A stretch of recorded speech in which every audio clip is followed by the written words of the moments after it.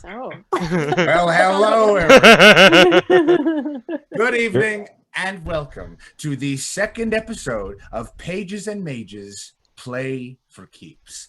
My name is Griffin Cork, and I will be your MC tonight, and we are the D20 Initiative, a group of Calgarian theater and theater-adjacent folks who just want to play some D&D in public, and Pages and Mages is our second season of this live performance. Our adventures last episode followed the party coming from Beaconhold, and tonight, this meeting is being recorded. We now have the pleasure of delving into the halls and memories of the Candlekeep Library. Who's in the party? What are their skills? Will the two parties ever meet? You'll have to stay tuned to find out.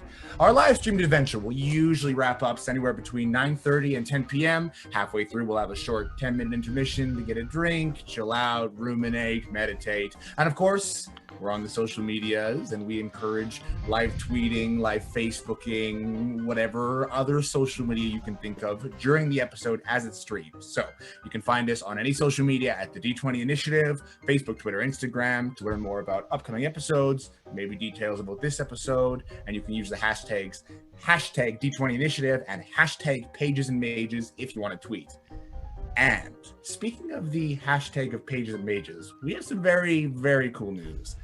For this episode, we have partnered with the company Dicebound, a very cool company right here in Alberta that are making a very cool dice. As our second season, if you don't know, follows two libraries, you, the viewer right here, you can post a photo of a book that contains your favorite fantasy setting. And if you use the hashtag Pages and Mages and tag D20 Initiative, you will not only be shared around by all our socials, but you will also automatically be entered to win a set of blacklight dice that they're calling the ultraviolet dice set, which, man, That's okay, awesome. so I can't tell you the value of it until their Kickstarter goes live, which it will, but I'm telling you that it's worth the hashtag, okay? And if you want to check out Dicebound on Facebook, you can. I will post a link later as the game goes on into the chat. Enough housekeeping. I want to introduce the team for the night. Jennifer Gerritsen is our lovely dungeon master, and Emma Breger is running the sound behind the scenes in case you can't hear it.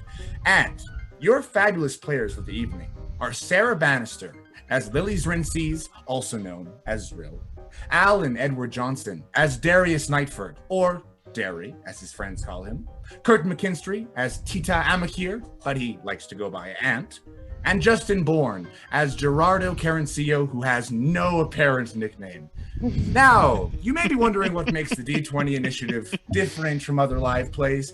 Well, there are times we want you, the audience, to play with us and alter the very fate of our party.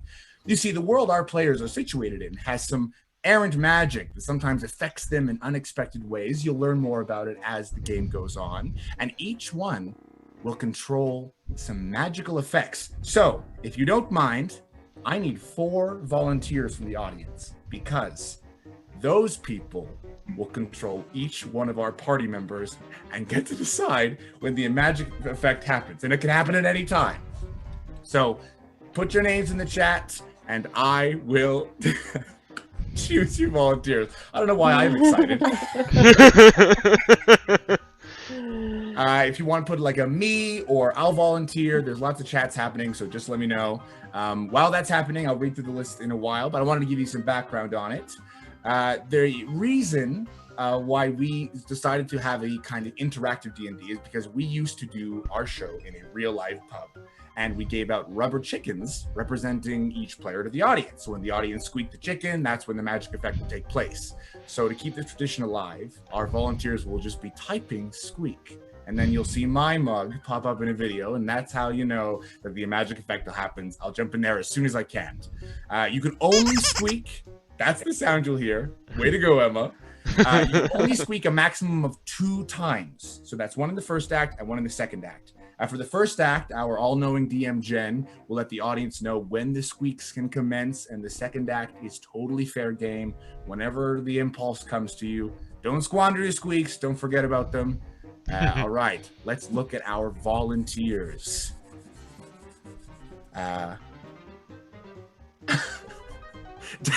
Dandelion, do you want to squeak or do you not want to squeak? Tell me right now. Marcia, okay. All right, so Marcia, you are going to volunteer for Titta and Amakiir, Curt McKinstry. Marcia, that's you. All right, Dandelion, thank you for stepping up. You are going to be the squeaker for Girrardo Karinseao. Cool. Dandelion. Be gentle. Don't you ever mess up that name. And we have a Kevin Cork here. Very interesting. Kevin Cork, we'll put you on Darius Nightford. And you actually need to be gentle. That's a real warning. Dodge that bullet. All right. We have one slot left. One for Zrill. Do we have any volunteers, or else it's going to fall to me, and I'm going to be ruthless. So you need to save her from that. Eric or Scout, if you're there, this is your time to shine. Eric or Scout, we need you now. All right. Well, if anyone wants to volunteer as the game goes forward, you can take the throne away from me, but we will move on. Sarah, it's up in my hands. Who knows? Oh, no. Oh, Scout! Scout saved you. Scout. Scout, you are in charge of Zrill's fate. An excellent entrance, Scout. Well done. So yes, during the first act, Jen will let us know when the squeaks can commence, and during the second act, they can happen at any time. Just type squeak in the chat, and I will stop the game at a standstill. All right. Aside from that, we welcome audience interaction and commentary in the chat, but don't do any rule correcting or commenting on character or combat choices in any kind of negative way. We're all improvisers, so we roll with the punches and support each other, and we hope our audience does too. So if you have any questions or concerns, please contact Jason Memel, our producer and one of the founders of the D20 Initiative. I've been talking this for so long, so it's enough for me. I'm going to hand things over to our revered dungeon master, Jen, and take the game away, Jen. Onward, heroes. Thanks, Griffin. Okay. You ready? Yes. Can't wait. Yeah, me neither. So, to mortal eyes, the sudden wave of magic from the heart of the library of Candlekeep is invisible, not discernible by mortal senses at all. But just pretend you have more than mortal senses for a second. It spills out of the deep catacombs, vaults and stacks, and crashes amongst the gardens and dozens of towers within the walls of the keep, slamming into the interior of those walls and then scattering into a million motes of magic that shimmer and then disappear. One silver crest reaches out and splashes pounds upon the arched gate. At the arched gate, on this unremarkable Monday evening, a shift of librarians stand guard, ready to evaluate the offerings of seekers who come to the library. Those seekers that hope for entrance to study the greatest collection of knowledge in Faerun, the library fortress of Candlekeep. Their offering must be in the form of something new and valuable to add to the collections.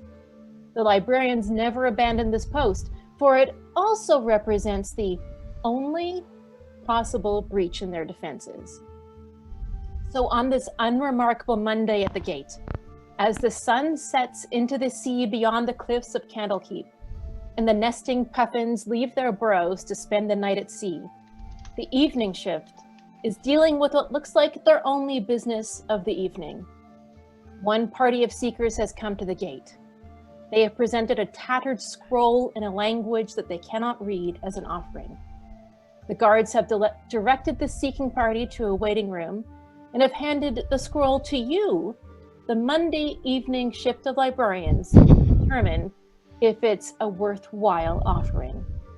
You are in the antechamber of the gate, and you have the offered scroll while your librarian colleagues gather around you.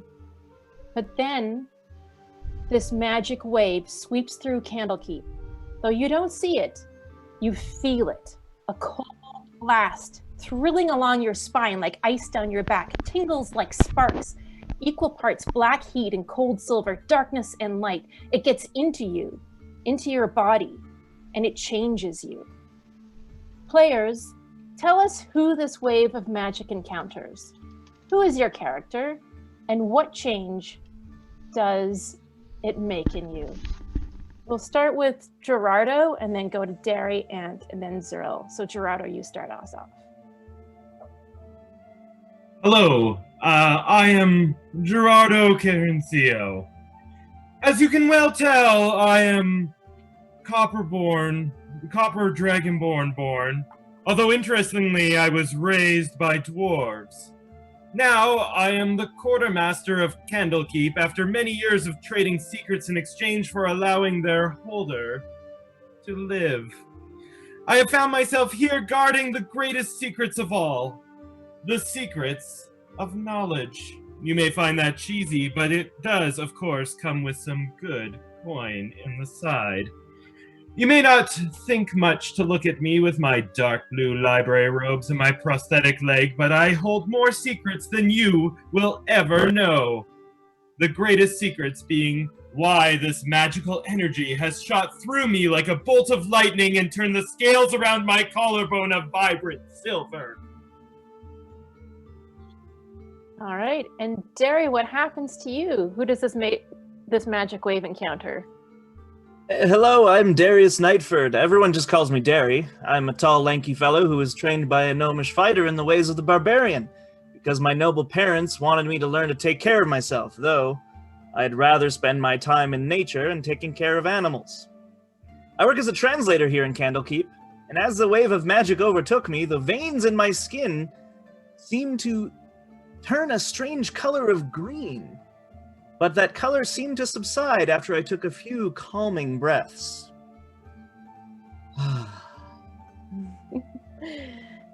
Now, Ant, tell us about what goes on with you. I am Titta Ant Amakiir, but most people call me Ant.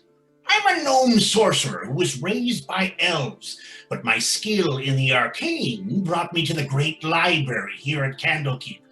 At only 3 feet 2 inches tall, I'm standing on a chair in one of the many reading rooms near the Court of Air, poring over the recently acquired scroll.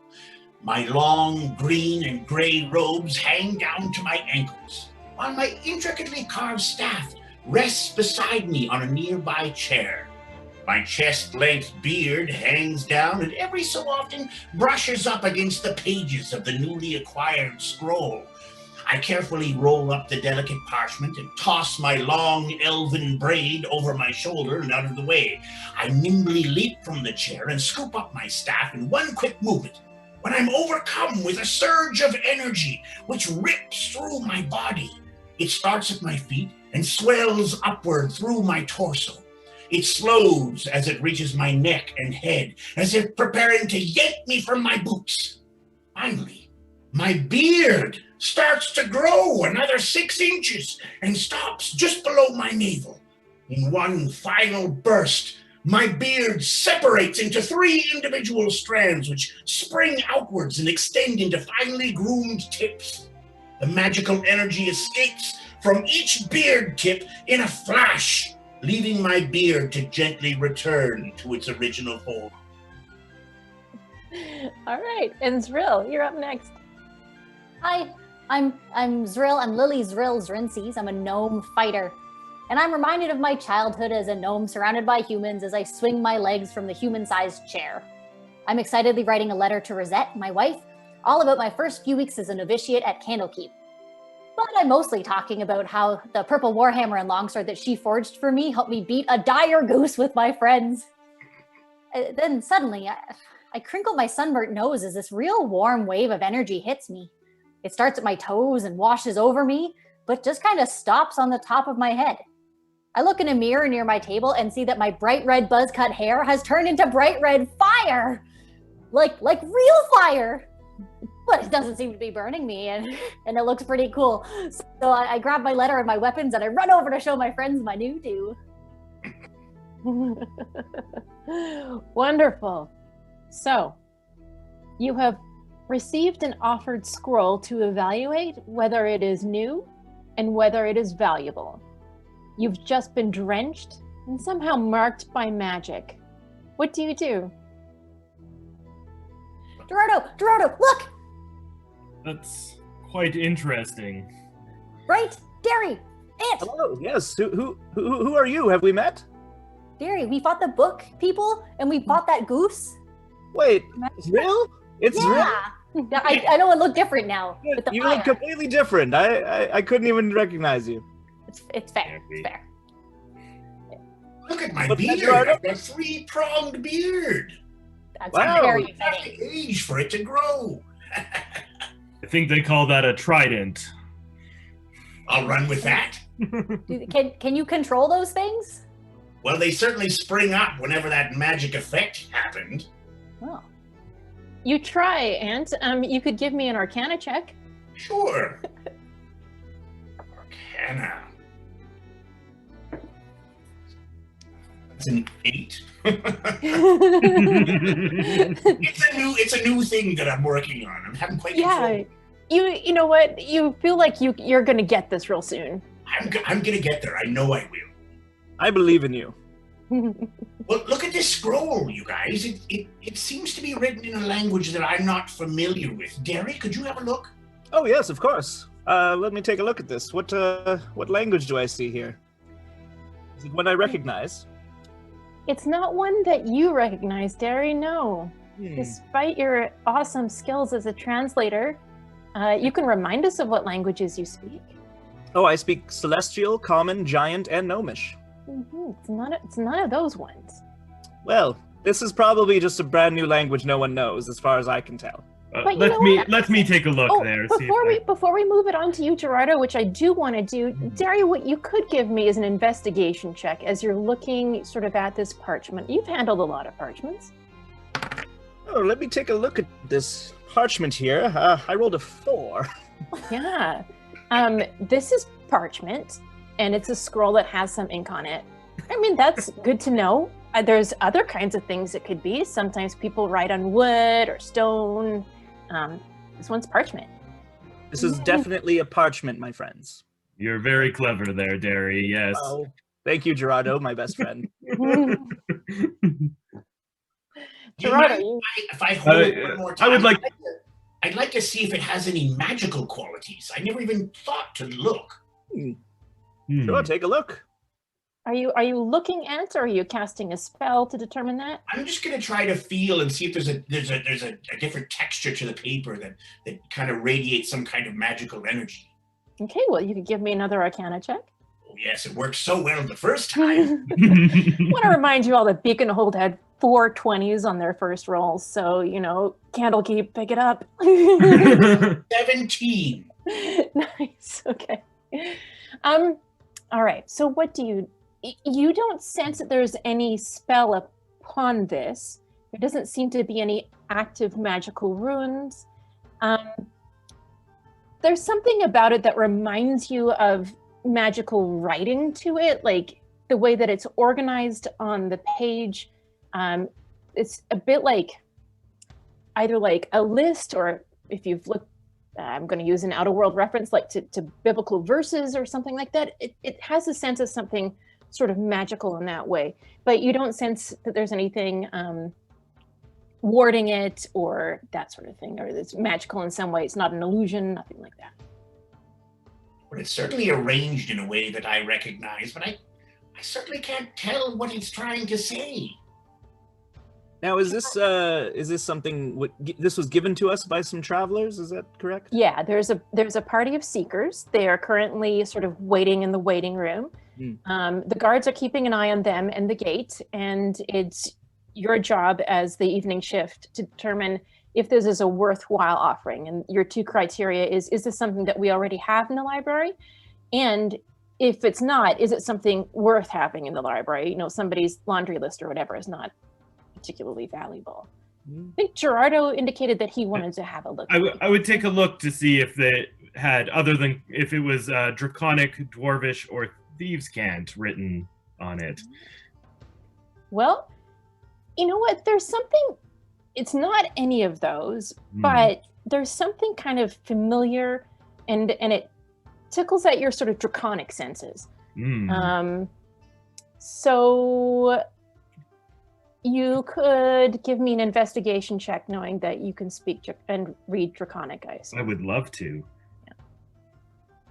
Well, that's a natural 1 for Girrardo.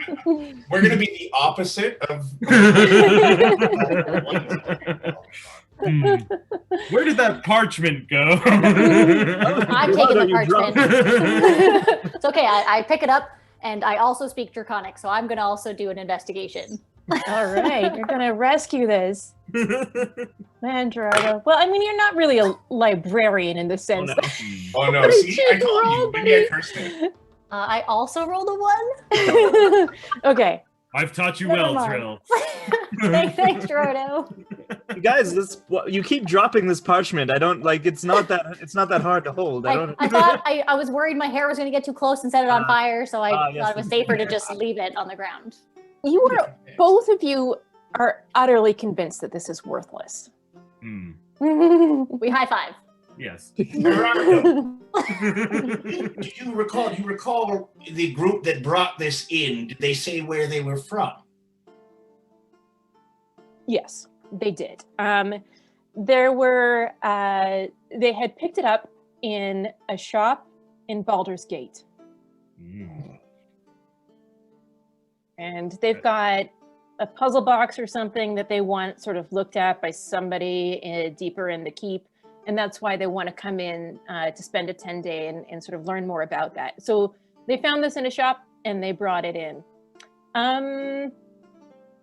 It doesn't seem that all that interesting to me, but I'm not one of the librarians. That will be up to the 3 of you. What's how long can we make these people wait? Can we perhaps go on a bit of an adventure before they expect our response? This is a great time for me to also remember that I forgot to say that squeaks are good to go. I should have said it as soon as the week happened. Squeaks can happen anytime. There's a squeak for investigation. We could use it. Is there another Dragonborn around? We could maybe just ask. Sure. So you're sort of thinking about what can you do next? How long does this usually take before we tell these jokers to leave? That kind of thing, right? There is usually a couple steps that you take. One, it's kind of an expectation that these folks get an answer within a couple hours. Weird thing about this party that you left behind in the waiting room, they're not with you right now, they're in a different room, is that they, as soon as they gave up the scroll, they sat down and are resting intensely. But the sort of and they said, go away and don't bother us for an hour, but come back at the end of the hour. The other thing that is that usually what you do, the first step, it's not your first shift that you've done, is that if somebody brings in something, you bring it to the card catalog. And the card catalog, you would sort of leave this antechamber, go through the courtyard of air, which is the large open air courtyard just after the first gate. It's kind of the public face of Candlekeep. It's where seekers who are staying to study there's an inn, quartermaster kind of runs that, and supplies and stables and things like that. And then there's also the reading rooms, which are many, there's about 12 small towers. And the card catalog is amongst those reading rooms as you enter the courtyard to your right. And in fact, it's not a tower at all. It's a massive balsam fir, usually staffed by a pixie named Dewey. And they can typically tell you whether it's in the library, if you've got any idea where to look in the index for it. I think that was most of your questions. Did you have something else there I missed? Derry, you haven't taken this to the card catalog yet? No. You haven't. I'm gonna have to let Bookmaster Takate know about that. Please don't. He's very cross at me. Well, maybe he should be. It would serve us no purpose at all to head to the card catalog if we don't know what it actually says. We would have no way of referencing it. Is there? If I look around, do I see another Dragonborn? Or maybe another translator? It's just you five. Just you four. That's 5. Just you 4 in the room.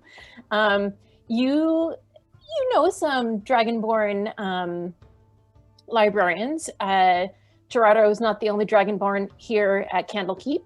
And you know other people who speak Draconic as well.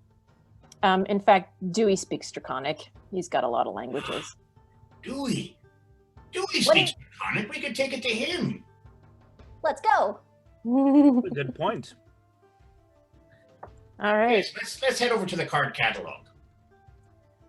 So you head you leave the Archgate and into the cobblestone courtyards of the Court of Air. And the shadows are lengthening and there's a brisk wind coming off the sea. You can smell, it actually smells really good right now here in Candlekeep, especially outside. So you can smell laundry hanging on the line, a bit of fires down below from the outport at the bottom of the cliffs. And it's just a crisp evening. As you cross towards the massive balsam fir that is the card catalog, you also smell that. It smells beautiful and piney, and it rustles in the wind as you approach. This fir is the size of a 3-story building, and it has platforms with rope ladders that you sort of will climb up. And there's one main platform that Dewey usually hangs out on. He's got a tiny little chair. It's actually like a little swing chair in the above the platform there. And you know, Dewey, he's a bookright, which means he is a full librarian. So there's novitiates like Zrill who haven't yet committed to a department, and then bookrights like Ant and Derry who have sort of committed to Candlekeep. And then there are the bookmasters who are department heads.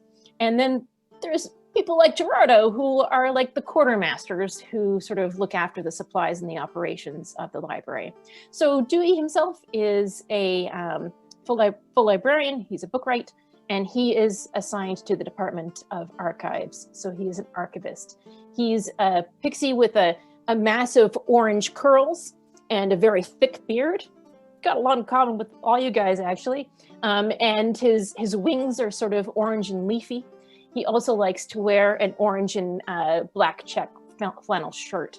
And so you've talked to him before, and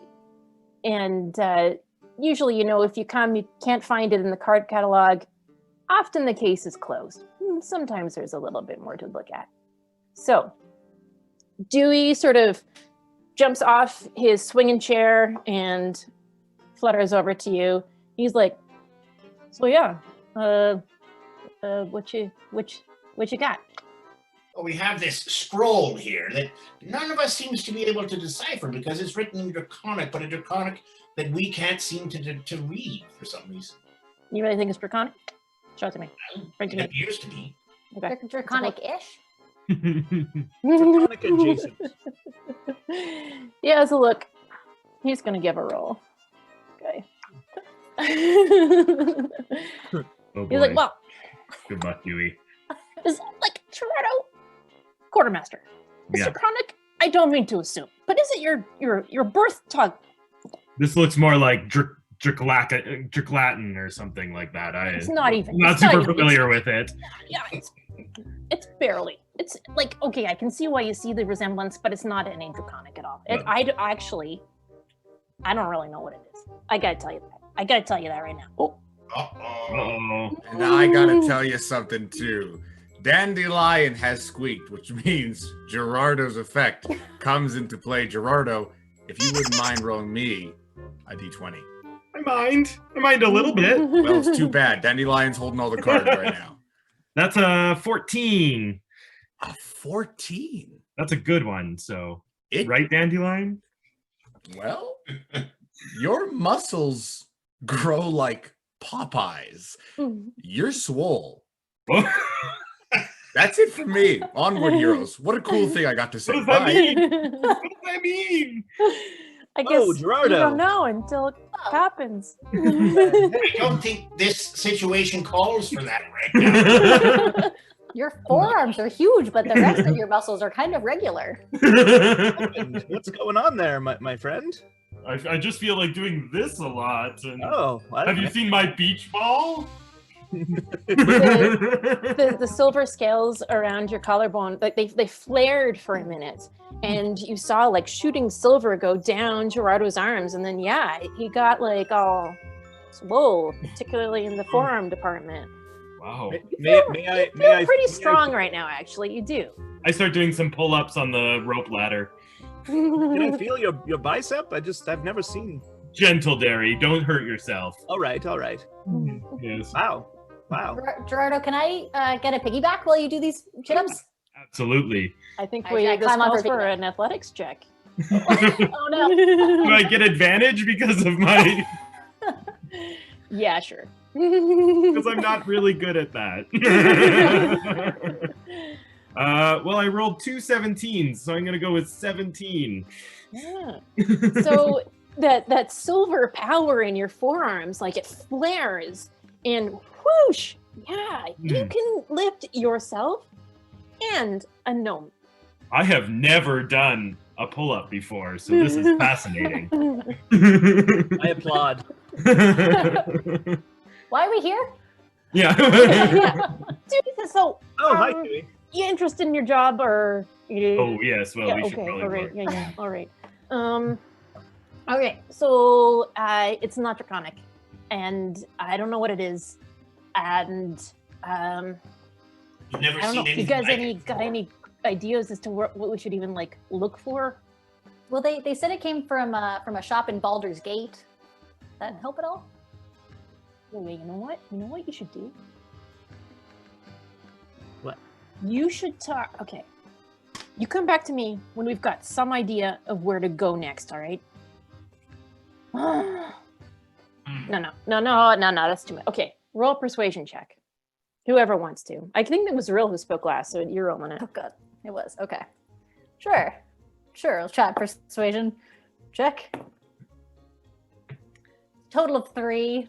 It's a natural 1, so I got no ideas what to do with the card catalog here, but you should probably talk to your bosses, I think, at this point. You got a language, you can't read it.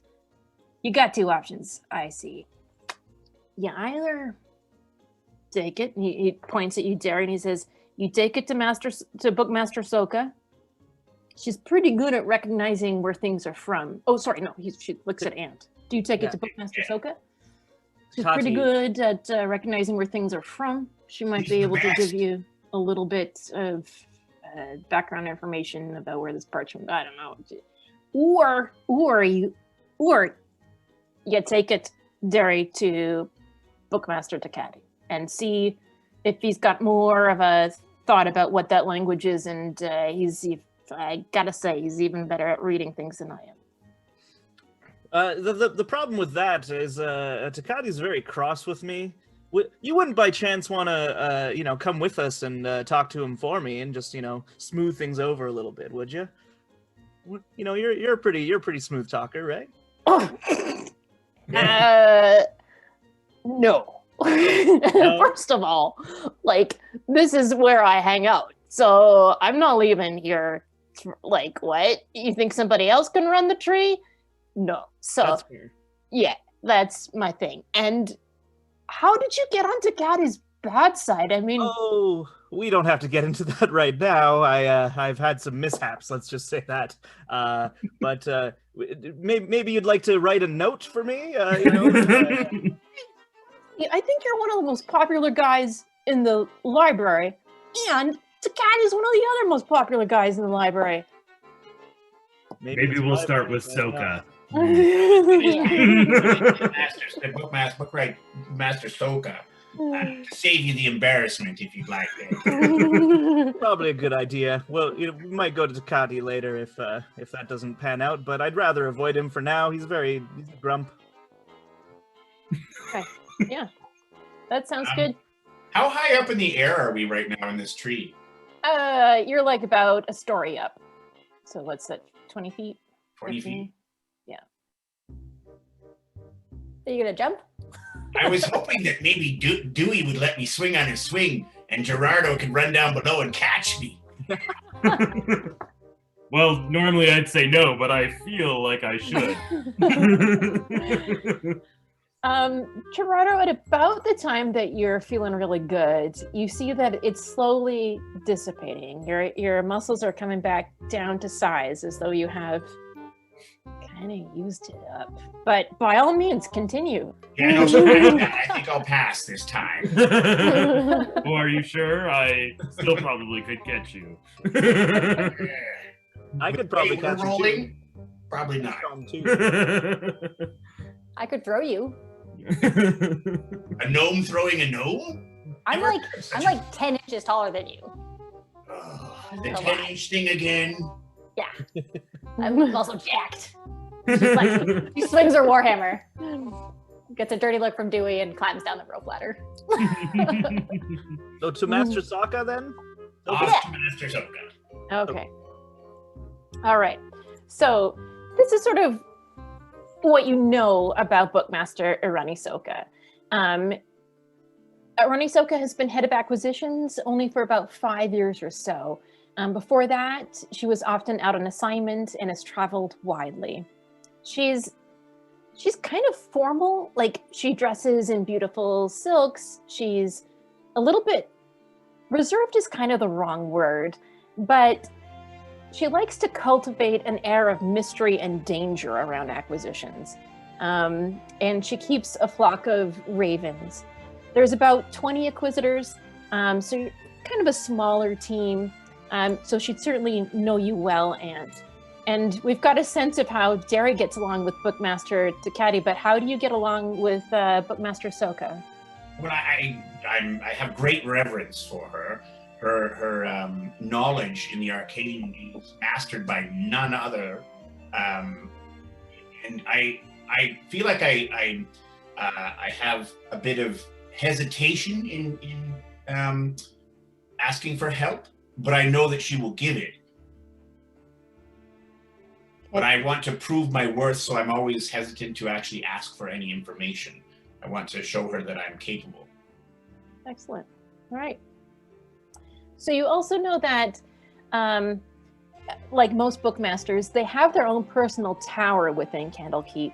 But at this hour, since she keeps her ravens in the Tower of Exaltation, which is the main and oldest building in Candlekeep, that's where she's going to be. You guys can go through the Emerald Gate since you are librarians and have your symbols upon you. You're allowed to enter into the main keep, which is like a small town. There's about 400 or so librarians within the keep, and there is too many towers to count in here.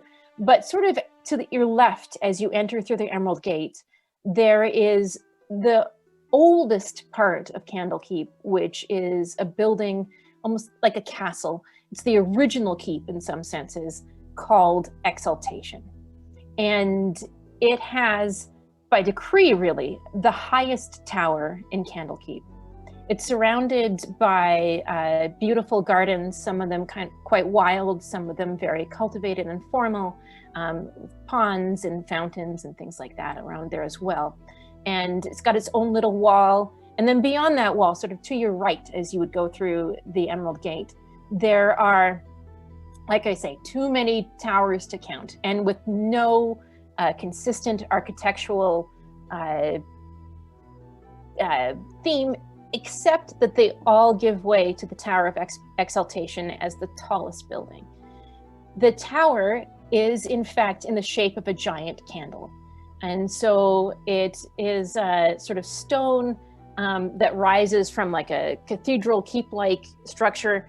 And then at the very top of that is a giant glass flame, which here in the evening is just beginning to fire up its magical lights and burn like a candle in the darkness on these cliffs over the sea. So as you proceed into Exaltation, you're very familiar with Exaltation because actually, librarians, you all have your dorms are in this building. The quartermaster, your quarters are off the courtyard of air because you're looking after the inn and all that sort of thing. Zrill, you have a very simple and shared dormitory as full book rights. Derry and Ant, you have your own quarters, but and you're allowed to personalize them a little bit, but certainly rank does play a big role in how you're quartered. So you enter into Exaltation and you head towards the Tower of the Flame. There is a very narrow staircase, like those sort of medieval, just completely turn around. One person can go up at a time, almost nothing in the center shaft. Very worn limestone steps. And it opens into the room at the top of that candle below the flame. And the huge orange flame glass structure rises up above you. It's a pretty large room, though, at the base of it.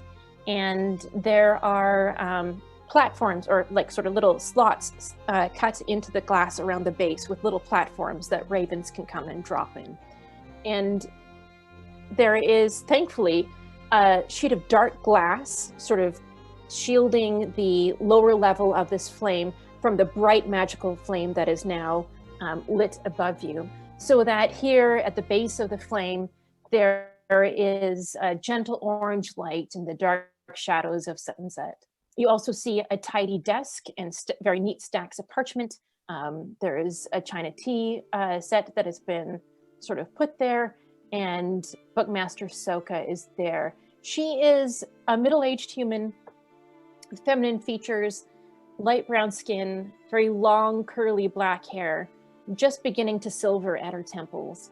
It's worn in a low ponytail. And tonight she's wearing a red silk gown with gold trim, and the sun symbol of a bookmaster she wears on a pendant around her neck, as well as on large earrings. And she greets you, Bookright, and you've come to see us. What troubles you? What, I was not expecting you. Are you not on shift out at the Archgate? No, please, Bookmaster Soka, please pardon the intrusion.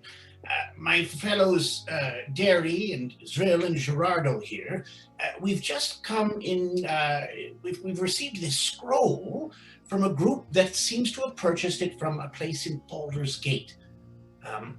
I'm sorry to report that I'm having difficulty reading it and deciphering where and why it has come into our possession. Your skills and your expertise would be greatly appreciated if you would take a moment to have a look at this scroll. Let's roll a persuasion check just to see how it's all landing.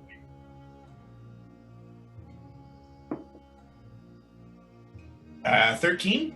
Okay. Just welcome in. She puts her tea set away and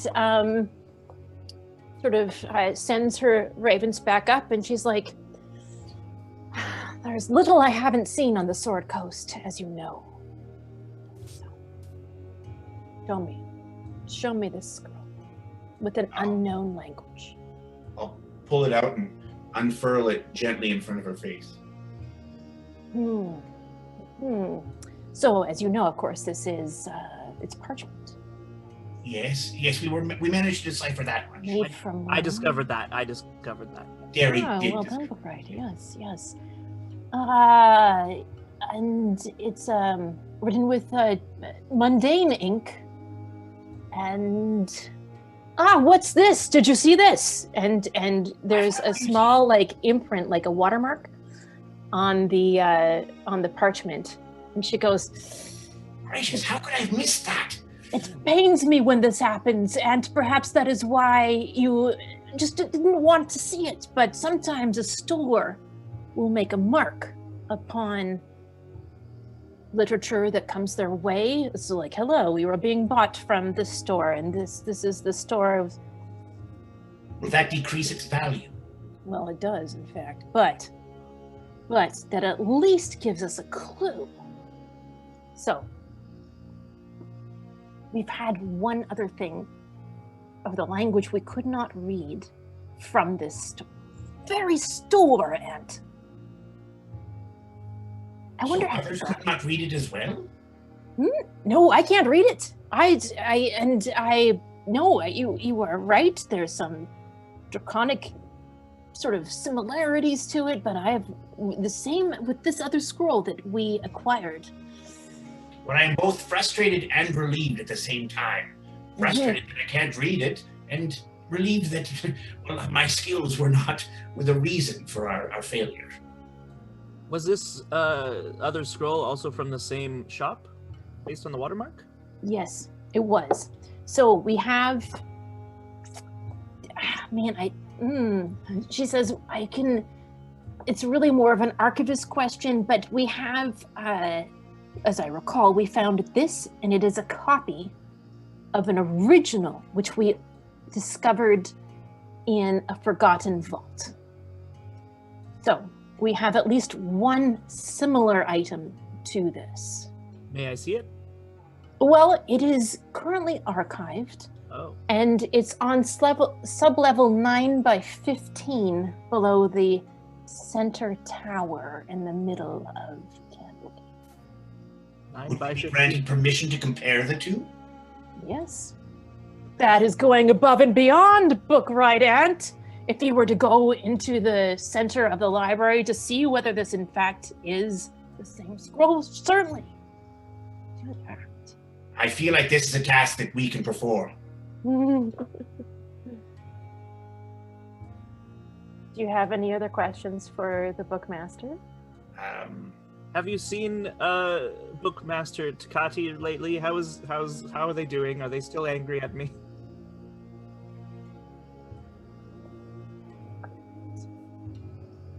How did you make that merry soul so angry at you?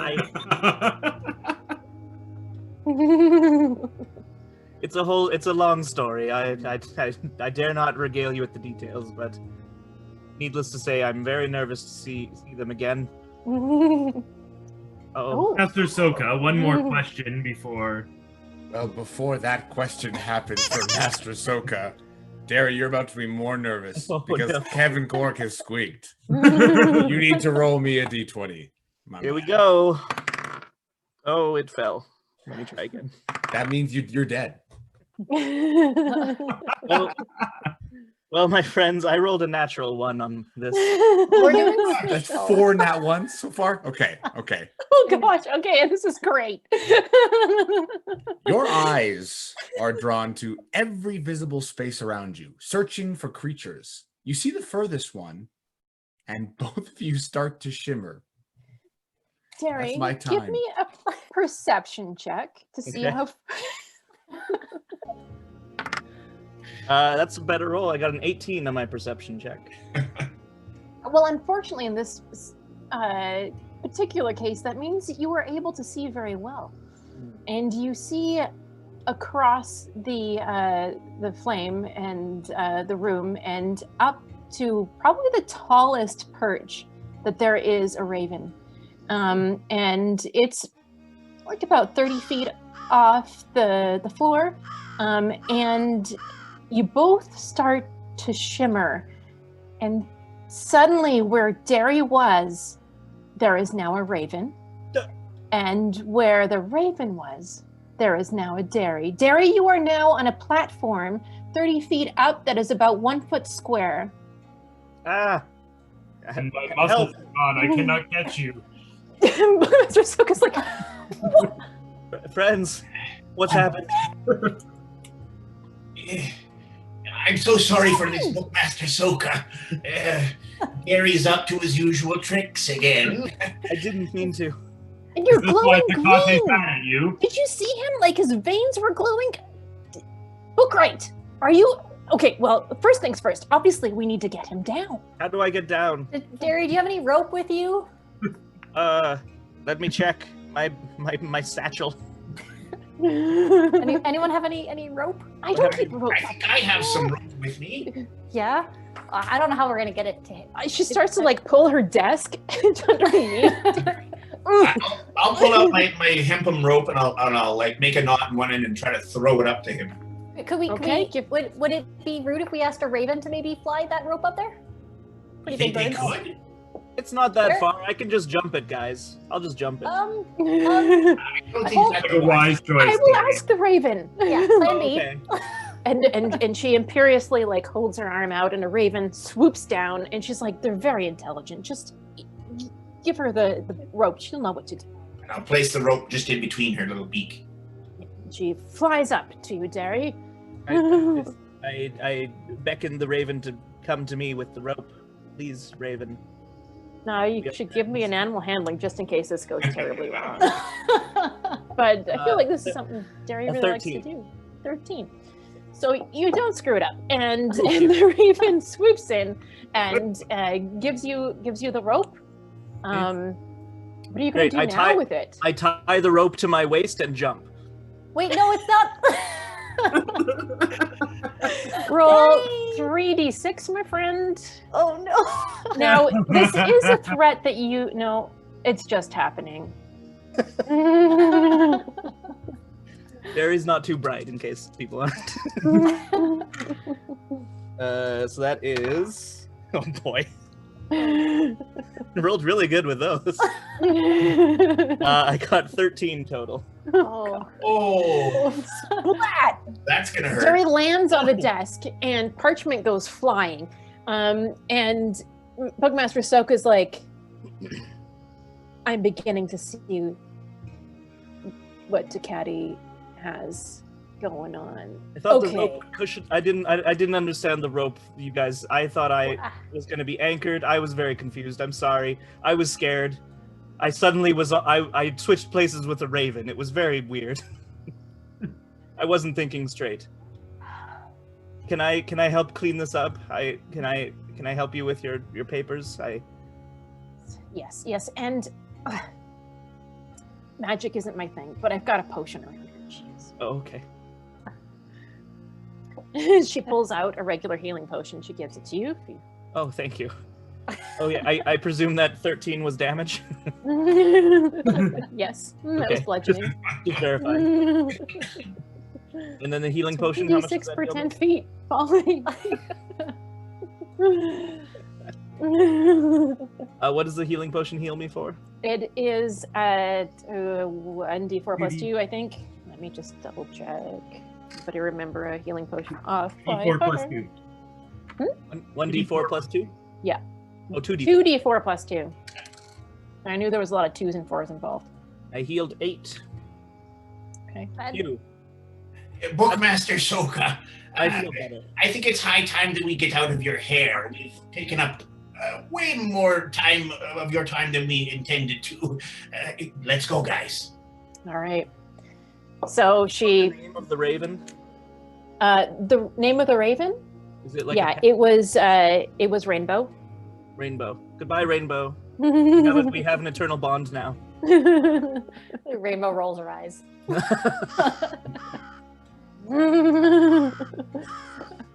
Derry, what came over you?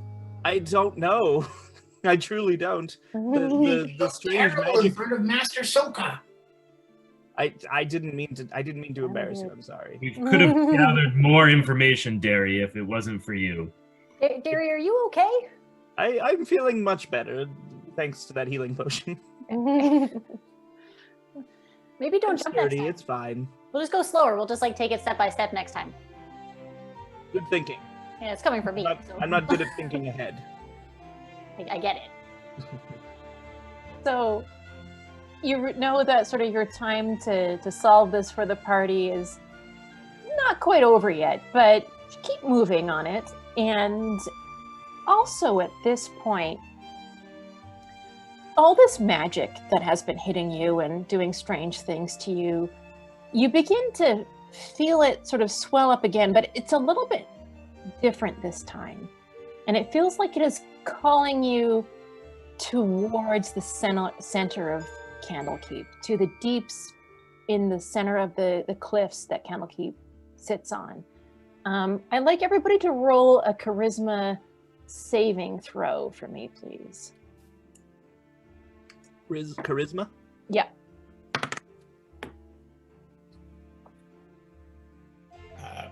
Ant got a 23. Okay. Zrill got a 15. Okay. Not a 1. Yay. Girrardo got a 7. Okay. Derry got 14. Okay. So Girrardo, You, at this point, you feel this, like, the call. Maybe in some ways it's because you've been at Candlekeep so long. I don't know, but you feel like you really need to go deeper into the library. Something is calling you. And in fact, it's such an intense calling that it hurts you, and you take 6 psychic damage. Wow. Something Angry else chicken. also happened Oh. to our friend Ant. Oh boy. Because Marcia just squeaked, Ant, roll me a d20. 17. 17. Your hands tingle, and they smell like peppermint. Onward, heroes. What's going on, Ant? Derry, smell this. What does that smell like to you? That's unmistakably peppermint. It is peppermint, isn't it? Mhm. You using a new lotion or something? I don't know. I start to lick my hands. Do they And taste like as you lick your hands and your tongue touches them, you feel really good. You actually gain 1d8 temporary hit points. Girrardo! No, my head is killing me. And it's gone. Can I So- lick your hands too? Is that weird? You can all try licking them, but it's like, like those peppermint toothpicks, it goes away really fast, and it disappeared just as soon as you touched something with your It doesn't hand. smell like peppermint anymore. I don't want to lick them. So Ant, you may roll a 1d8 and take that as temporary hit points. Temporary, nice. Magic was nicer to you than me. It's two temporary hit points. Ooh. So Who doesn't there's want this. peppermint hands?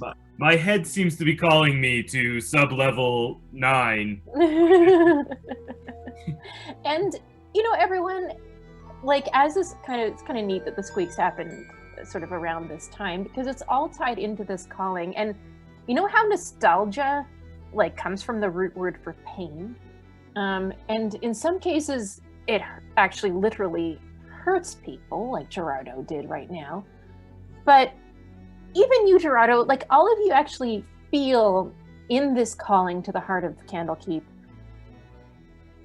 a feeling that all of you think back to a time when you felt at peace or at home or on the verge of a fun adventure, just a moment when you loved Candlekeep.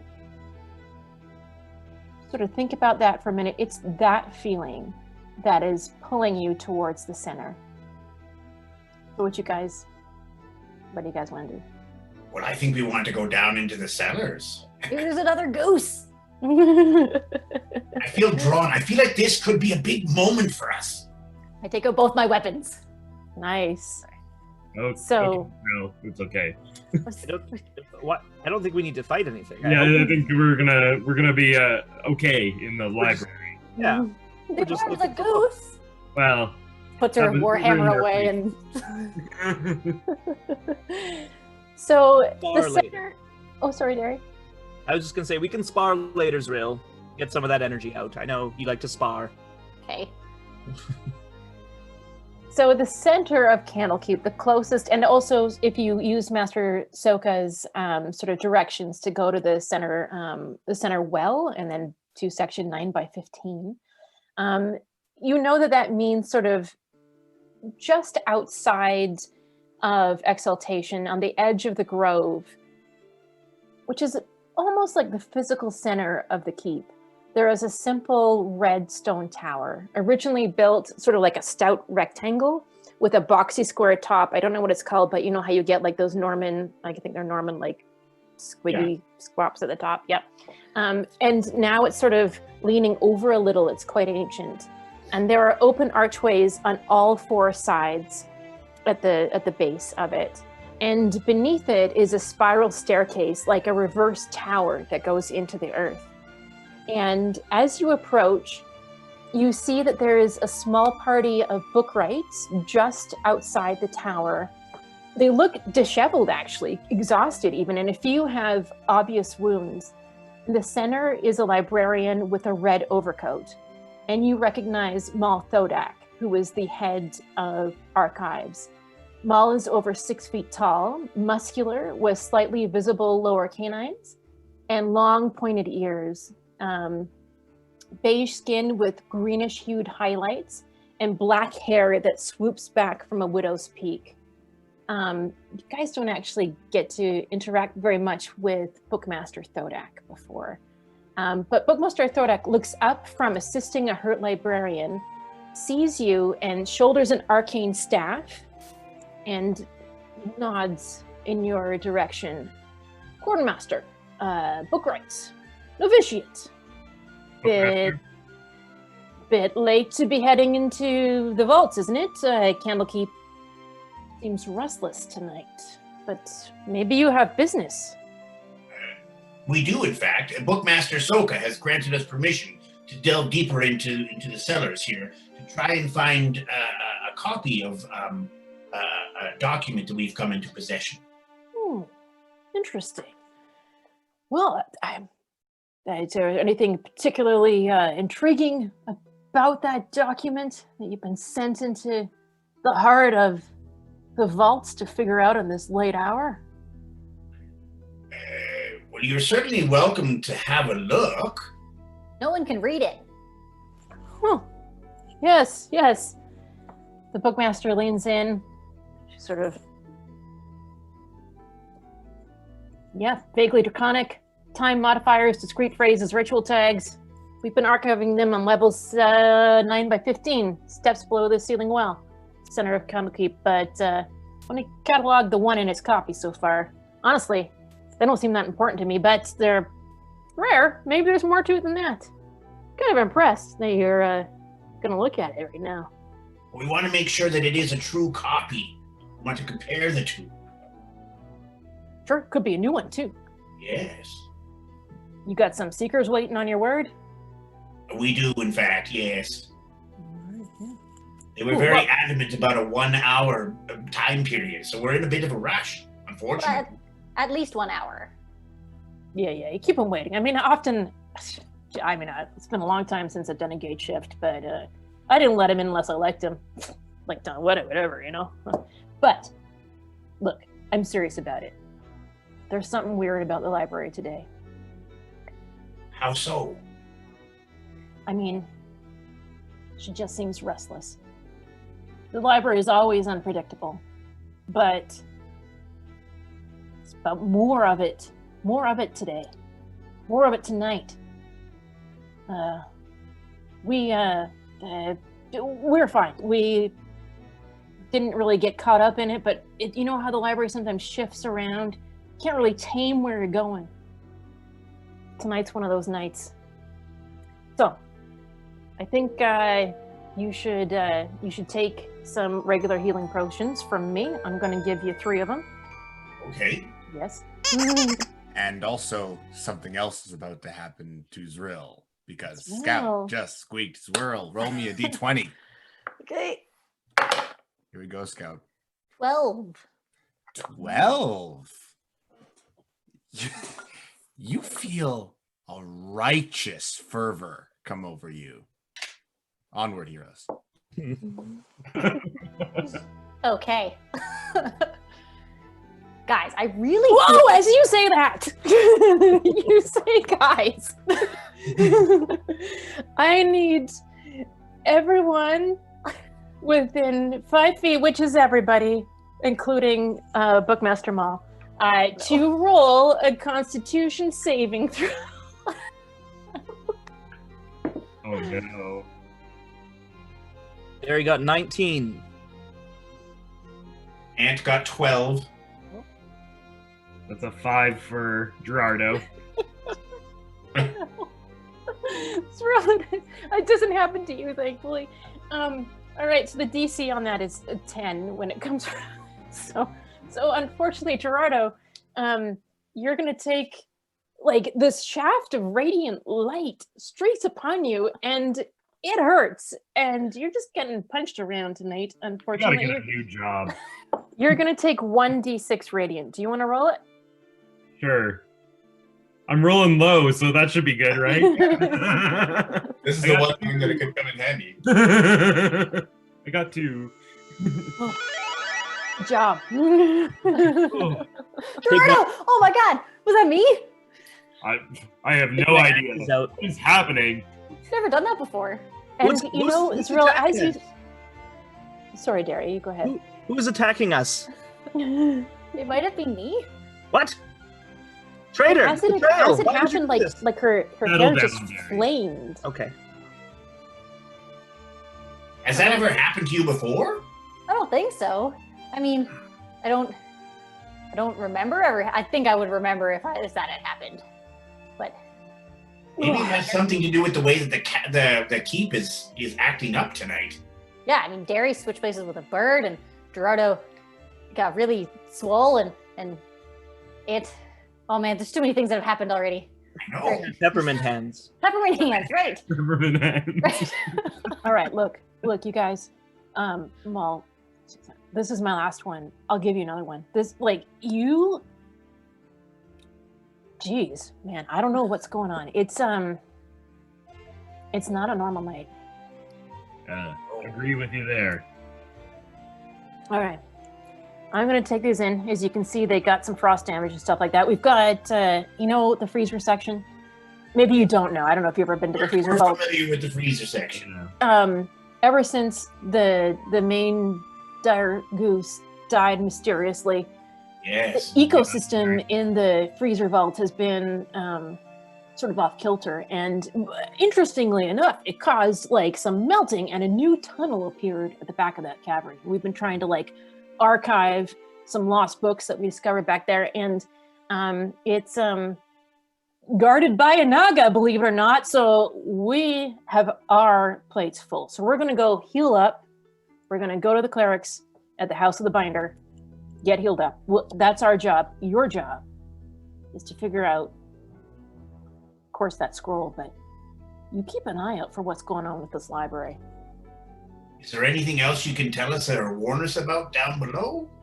Well, you know how to get to 9 by 15. That just means 9 landings down, 15 steps a thing. So 9 times 15, that's how many steps you go down. There'll be a door. That's where you go in. I don't know if you know that. I don't think you guys get in the vaults very often. No.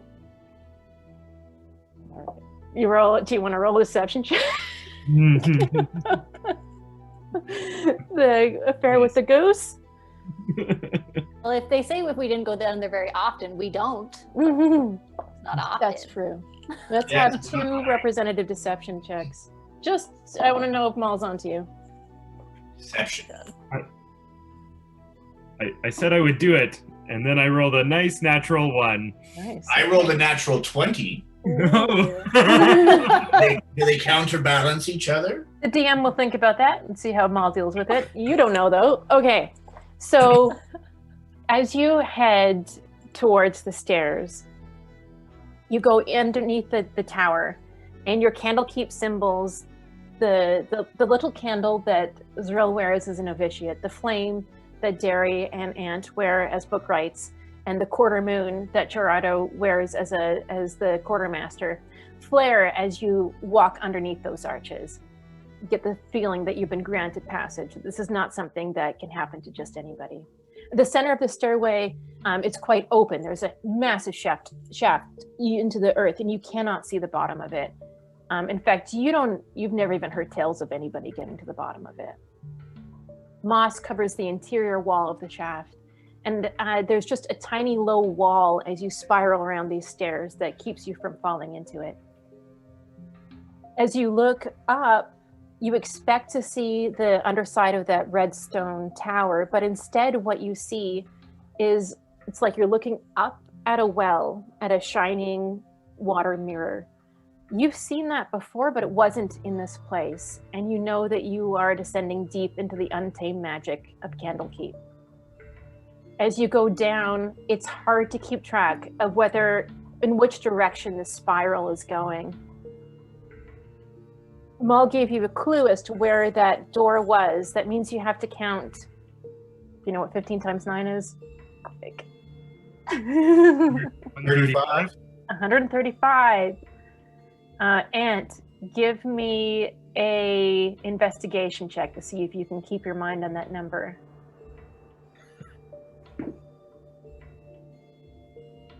10. Okay. You pass door after door, and the calling in your head becomes rather intensely painful. You've sort of lost count around 120.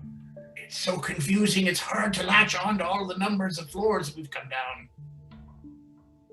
But the sense sort of makes you stop at the closest door to that number. It's engraved. It's a very simple wooden door, and it's engraved in a language, and Girrardo and Zrill recognize it as Draconic. That says reference section. And instead of a knob to this door, there is a carved inset shaped like a flame. Do our little insignias come off? Yeah. I'll remove mine and see if it will fit into that little inset area. It does, and as the symbol of the flame of a bookright sinks into the wood, each of you feel an echo again of that magic that slammed into you. And a stream of rainbow glitter actually like swirls around it. And beyond the door, you hear a mighty wind start up behind there, like a roar. But at the same time, something feels good and right about it. You remember that feeling of being at home at Candlekeep. And you feel the library itself sigh in that wind, almost with relief.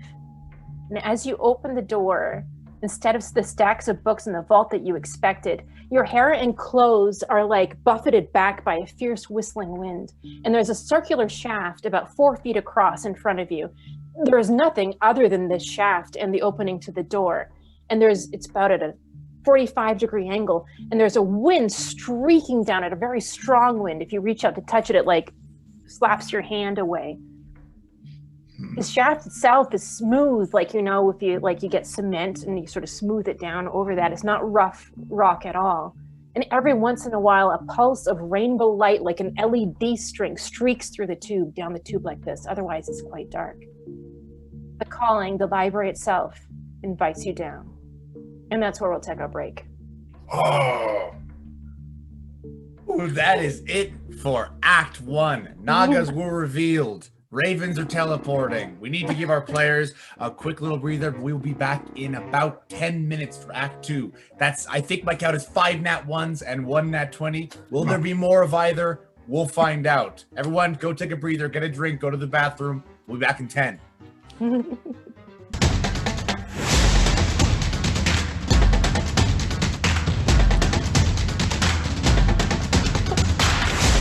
Wow, what an entrance. Welcome back, everybody, to the second act of Pages and Mages, Episode 2, Play for Keeps with the D20 Initiative. We are about to begin. A friendly reminder to our 4 volunteers, Scout, Marcia, Kevin, and Dandelion, that you get a 1 more squeak this act. It'll be the exact same effect, so now it's time to see all of your comedic timing, of course. So, you know, squeak when you want. We'll see how that goes. Now, enough from me. Jen, take us away. Onward. So, in front of you is a shaft, or like a tube, heading deep into the library. There's a gust of wind, very strong, heading down towards the deeps. And this tube is about 4 feet across. You can only fit 1 person at a time in there. It's dark except for these sort of streaking rainbow glittery lights that head down into the deeps.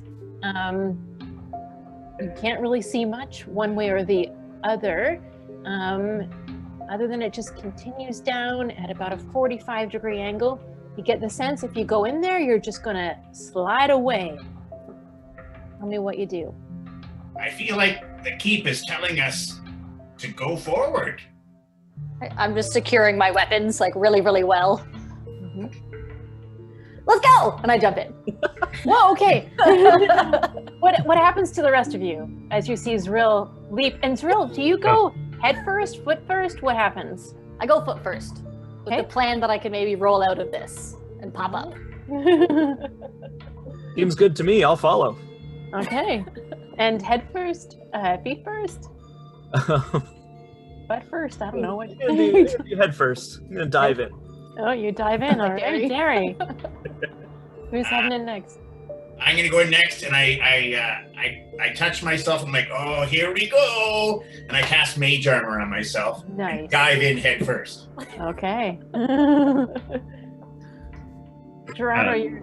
Why is the Monday Night Crew always so eager? And I use my cane to pull the door shut as I try and slide in as gracefully as I can, feet first. Okay.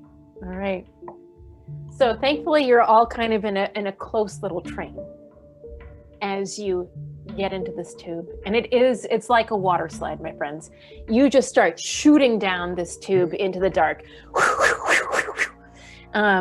It's a straight shot for a long time, and as you're going, remind me who does not have dark vision. I think it is Girrardo and Derry.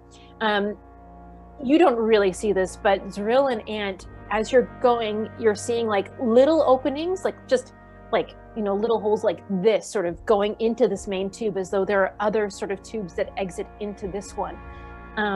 And these rainbow glitters streaks going around you, and it's like going through Space Mountain or something. And you head down a long stretch, and then it enters into a spiral, and you're spiraling around the outside. You go around about 3 of them, and then I'd like everybody to roll a perception check for me.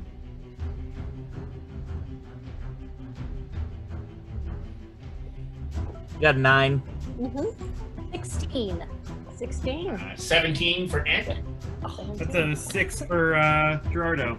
Okay, so Zrill and Ant, as you're heading around sort of the 4th loop of this spiral, one of the cool things you see as you slide, you're on the exterior, is you're looking sort of towards the inside of the curve, and it just flashes by. You see into it's almost like a little cave or something that's been built into the inside of this wall, and there's an armchair. You get sort of just a quick image of a beautiful Queen Anne armchair and a desk, but you're still going as you keep going around this spiral. Eventually you leave the spiral, and you're now heading down. It's a harder angle now, and it's like you're going down a slide. And I need another round of perception checks, please. Actually, yeah, just give them all. Everybody can give me one. 12 for Ant. 6. 4. A dirty 20! Yay!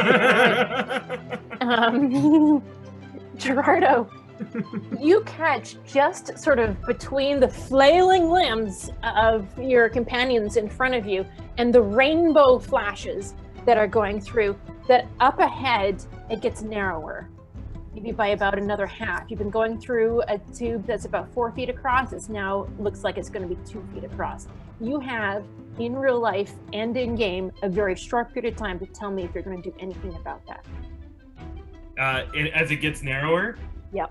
I am going to put my cane out sideways and try and catch myself before going, to see if I can stop myself before going through. Okay, cool. I will keep that in mind. However, first person is Zrill, who is a gnome, and you just give me a dexterity saving throw at this moment. You didn't see this coming, but it's not that narrow for you. Just give me a quick dexterity saving throw to see if you really screw this up. 4. Yeah, you do. So as you're heading down with your feet in front, your ankle sort of rides up a little bit, and you slam into the narrow, and you've got sort of your feet up at the top, your body at the bottom, and you're stuck. At this point, Derry is going to slam into you. Derry, you do, and there's nothing you can do about it because you didn't see this coming. But what happens is you pop Zrill out like a cork. Boom! He keeps going, but you get into the spot, and now you're stuck. And at that point, Ant is going to slam into you, and Ant, you also did not see this coming, so you are going to slam into Derry, but you are a smallish folk, and Derry is a biggish folk, so it only deals 1d4 bludgeoning to you, Derry. Ouch. 2 damage. Sorry, didn't see you there. Girrardo, you saw this coming, and you've got your cane out, and you're attempting to slow yourself down. I'm afraid this is an athletics check. Oh God. Oh, That's a 19. Okay, well. Wait! Oh, Yeah. I'm on Griffin. No. You do want this. This is exactly what I hoped D&D Live would do. So, to remind you, Girrardo, your arms, your muscles grow like Popeyes in this moment. Oh no.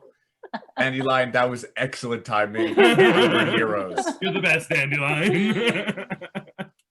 Yeah, your silver scales like flare in the darkness, and everybody sort of sees it out of the corner of their eye behind him. Well, except for Zrill, who is now like shooting down in front of you. But and you can get advantage on that athletics check. Oh yeah. Well, I rolled a 19. You slow yourself right down, and as you do that, you're sort of the wind that was like forcing you forward, kind of thing. You're also able to fight against that wind. And you realize in this moment, Girrardo, that is actually a force to be reckoned with. But you're able to slow yourself down with your cane so you do not slam into your colleagues in front of you. And you don't hurt them any more than they already are. And so you just sort of come to a like nice sliding stop right behind Ant. And the boot is like right there. Yeah. I was Everyone screaming okay? the whole time. I'm sorry. I'm too large for this ride. Apparently, I didn't check the height requirements. Is Zrill okay? She's gone. She's down the. I knocked her down the tube. Can I give Derry like a really good push to get him going again? Yeah, sure. No, So I'll that's help. Yeah. So we can get like combined athletics if you want on that, or one of you can roll with advantage. Because you're kind of helping each other with this. Because I'm rolling with advantage because I'm so swole, You're right? swole. Yeah, it Swole. only lasted for that one little bit. This is the only reason I would ever do this. Okay, you still get advantage of this because you're helping each other out. First one, not good. That's a 5. Second one's a 15. Whew. Okay. Yeah, so, I mean, it's 2 feet. You can imagine, even you're not in plate mail or anything like that. Zrill was the one in armor, and just tiny. So you managed to, like, pop out of it, and you're able to see that Zrill is now about 15 feet in front of you. The rest of you are in a nice little train, okay? So you are now heading down a sharp decline. And at this point, the air in the tube feels different to you. Before it was sort of, I don't know, it was library vault air. There was a lot of paper and ink and parchment and oak and leather and all that kind of thing, also sort of stone. But now the air hits you as like quite clammy, musty, maybe a little bit of decay in there as well. And you start shooting down into the depths of this musty air. But at this point, thankfully, the tube is actually even bigger than it was. It's about 10 feet in diameter. And you're still sort of sliding along the bottom of it, but you see that it's quite a bit bigger. And as the light shoot by, at this point, all of you are getting the sense that there are small little tubes that are sort of entering into it. I need a round of perception checks, and we'll certainly start with Zrill because you are a little bit ahead of everybody. It was a nat 1. Mm-hmm. I'm really tumbling around. Woohoo! No idea. We're just going down. Yeah. All right. And yeah, who else? Ant got an 8. An 8, Got 16. 16, 15. 15. Okay. So, and we have Zrill tumbling down to the darkness in front of you, oblivious to anything. Derry is next. Derry, what you see popping out just actually between you and Zrill is there is a bigger tube that is sort of like a fork above you, dropping into this one. And emerging from that, like also like moving as though on a slide, is sort of a large grubby-like creature. You just get the quickest sense, especially given that this is pretty dim light, that it's a large 6 foot or so grubby-like creature that has fallen into the main tube between you and Zrill. And as you shoot underneath that tunnel, you look up and you also see the head of another creature about to emerge. Oh no. And that creature sees two of you glow with magical energy as both Scout and Kevin squeaked. So, for Zrill, once again, you feel a righteous fervor come over you. Oh no. And Derry, oh no, your eyes are drawn to every visible space around you, searching for creatures. You see the furthest one, and both of you start to shimmer. Maybe something different will happen this time. Probably not, though. Onward, heroes. Okay, so let's resolve a couple things. Oh, Griffin. Zrill's happened first. So Zrill, you do know that you have this righteous anger in you, and you know what happened last time. Do you do anything? Okay. Derry, actually the furthest creature that you can see from you right now is not the creature just 10 feet above you. It's Zrill. So bouncing down the tunnel in front of you, about, as we said, about 15 feet away from you is Zrill. She starts to shimmer. And Zrill, you feel kind of weird. And suddenly, boop, you trade places. So Derry, you are now in front. There is a grubby-like creature between you, and then there's Zrill. And Derry, you're about 15, you're about 20 feet from Zrill and 10 feet from the grub. And then we have Ant, and then Girrardo. Can I tell if this grubby thing means harm? If it means what? Mean harm. Does it mean you harm? Give me a... Like, Give me a nature check. There hasn't been much time to really... This is happening really fast. okay. So they haven't done much other than appear. Well, I got a nat 1. Yeah, so these are, what? They're just grubs. Don't worry about it. And I'll just keep sliding then. so Zrill, though, you've now traded places with Derry, and you are right underneath at this point, like this other fork in the road, and it's about to drop upon you is another big grubby-like creature, and it's going to land just behind you and Ant. That's spooky. So Ant, you also see this happening because it's right there. Girrardo, I think your original perception check from some time ago was not great, so you don't really have a good idea of what's happening. I got a 15 on this one. Oh, you did? Okay, yeah. Good. Cool. You see it, that there is like creatures falling from another tunnel into your stream. Is there time to do anything with this, or like that I can see it happen? Yes, so at this point, we can do something about it. Okay. I think I'm just gonna pull a dagger from my sleeve and just be ready to throw it. Because I don't know if they're gonna cause us harm or not, but I want to be ready if there's trouble. So you're readying, basically, mechanically, you're readying an action, attack with dagger or throw dagger if you see them make an aggressive action. Sure. Correct. Okay. How far is this grub, the one that's between me and Zrill? How far away from me? You basically, Derry has a little bit of space between himself and the grub, but the rest of you are like 5 feet. You're in a train. Okay. Sorry, Griffin, you were just there and then you disappeared. Sometimes you hit a button that you don't mean to and interrupt a game that's going on. It's one of the grubs. Hey, Throw the it's me. dagger. Onward, heroes. So, Derry, you are 10 feet from a grub, and then you're basically in a line in melee range from Zrill, Grub, and Girrardo. Okay? All right, picture it. and all these things. We're not going to worry too much about squares. You describe me something, and if it sounds plausible, you do it. The one thing I will say at this point is that the incline is becoming much steeper, and you're essentially falling. Okay, so you're falling in this order.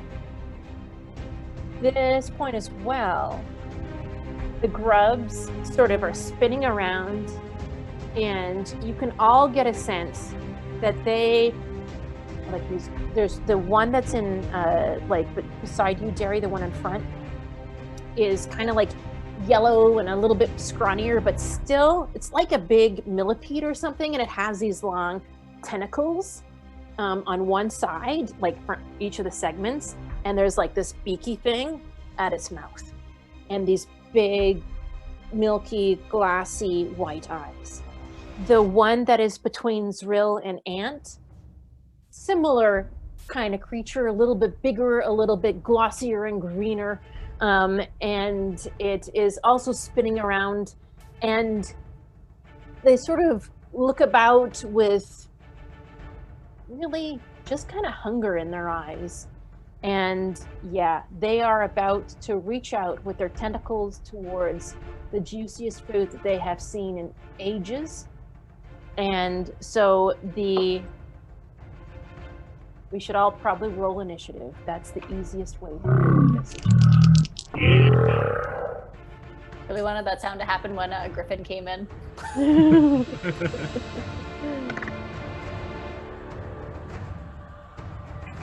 All right. Anybody roll above a 20? Anybody roll over a 15? Ant got an 18. And nicely done. Anybody roll over a 10? Zrill got 11. Girrardo got 14. Girrardo got 14. Zrill 11. And what does that leave you with, Derry? I got 10. 10. Okay. Am I able to use my readied action? Yes. So I will let you do that. I'm just going to figure out all your initiatives, and then we will do that.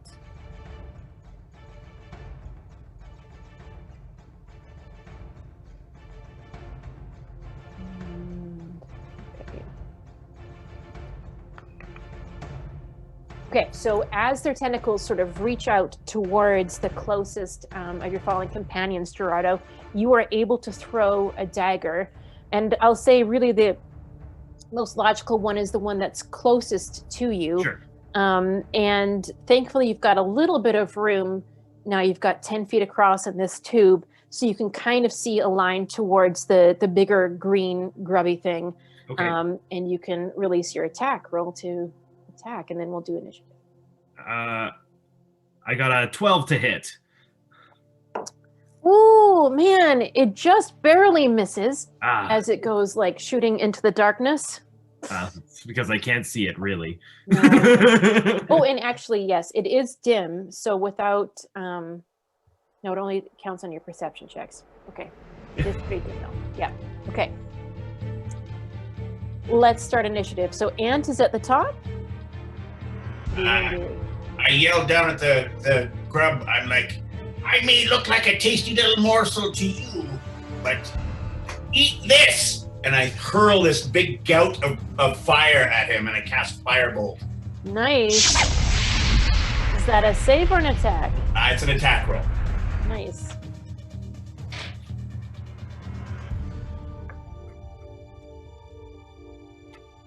That is a 15 to hit. That's a hit. Sweet. Good damage. Burn! For 10 points of fire damage. Oh, okay. Yeah, so into the darkness, this bolt of fire streaks down towards the blobby, green, greasy, grubby thing, and it just streaks right through it, and you all get this smell of like burned pus as it goes through, and it is seriously hurt. Ah, that's for heartburn. It is going to sort of roll around towards you as you're falling, Ant, and its massive tentacle strikes out towards you. Excuse me, was your turn done? Yes. Oh man, they roll a 8 to hit. 8 is a miss. Be quicker than that, you little grub. And it's going to it realized it couldn't get you with its tentacle, so it's just going to reach out with its head and its beak. And he's got 2 attacks. Going to use the second one to try to bite you. Oh man! So that is a 13 to hit. 13 would normally be a hit because I've cast mage armor. Right. And as it goes with its beak towards you, this arcane light flares in the darkness, and you thwart its attack. We now have Girrardo up.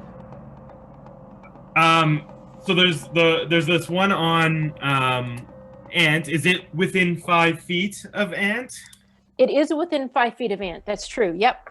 All right. I am going to, because the dagger works so great, I'm going to take out my hand crossbow, and I'm going to use my sneak attack function. Oh yes, you can.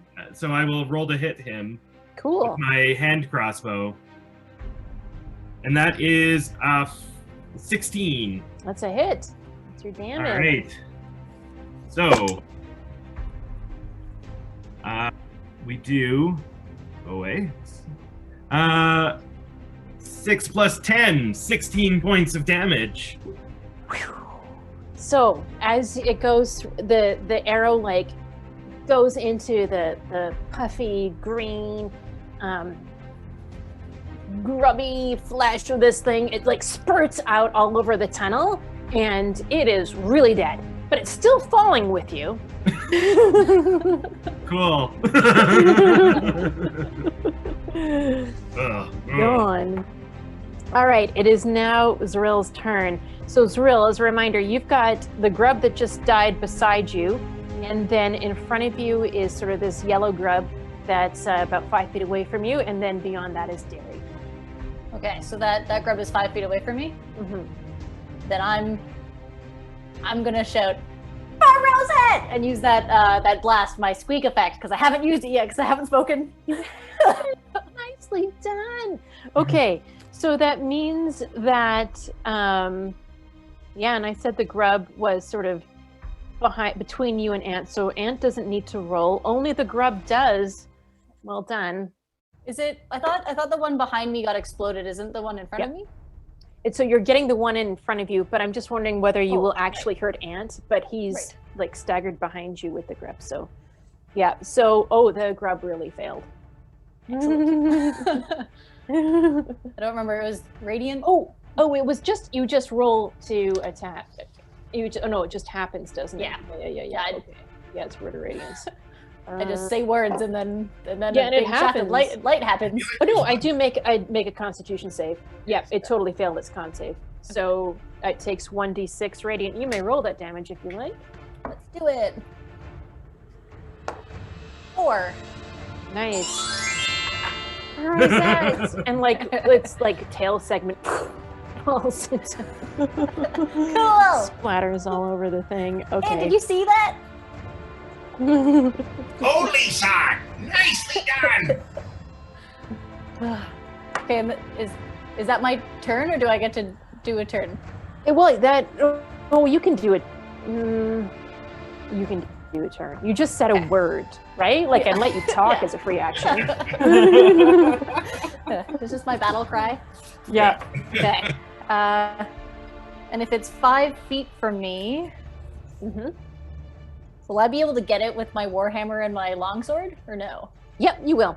You're falling, and it's like you don't have anything to stand on, but you're close enough that you can melee attack with it. Okay.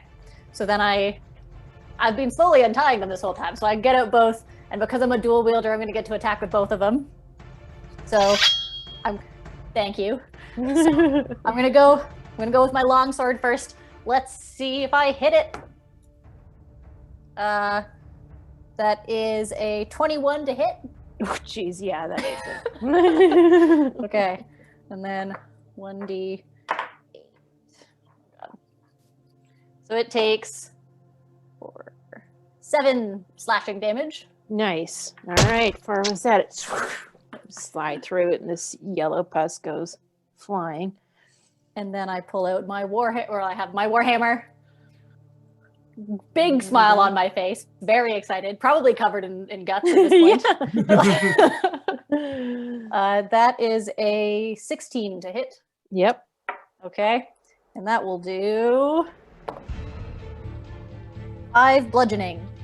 Okay. Nice. It's still alive, but guts.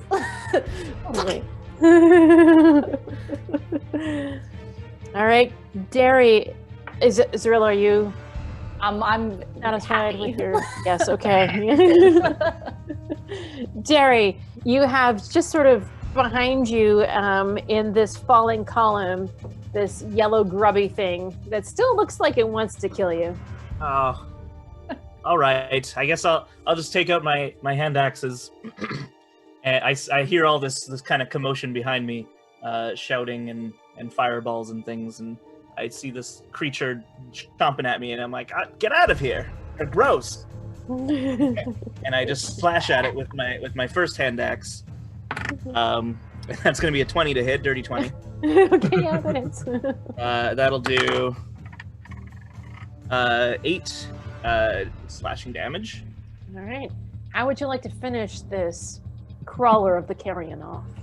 I feel it's almost like it's a nuisance to me, so it's less of a like ha, and it's more just like a get out of here. Just kind of like slash it, and it just goes. Yep. And you're all falling together. 2 dead carrion crawlers and 4 librarians through this rainbow-lit tunnel deep. Can I grab one of the corpses and Yes. put it below me to like cushion my fall, perhaps? Yeah. Never. Interesting idea. You're sick, Derry. You're essentially weightless at this point as you're all falling, and I'm going to kind of ignore a little bit of physics, and you just fall down there. Yeah. All right. So as you are falling, you're in sort of a long vertical section, it feels like. I need a perception check from the person in front, which at this point now is Derry. Sorry, everyone. I got a 19. That's my best roll so far. Nice. Nice. Except it's dim, so you have to Damn it. sustain it. Oh, damn it. Why wouldn't you tell me that before? I was sort of doing Just do group the checks best. before and just I kind of know, keeping I it in mind. But So my disadvantage roll then is 13. okay. That's pretty good. Yep, it's all right. Yeah. You like your luck is changing. You see below you in the shaft that there's a section now, the tube is starting to even out. And it looks like that's going to be okay.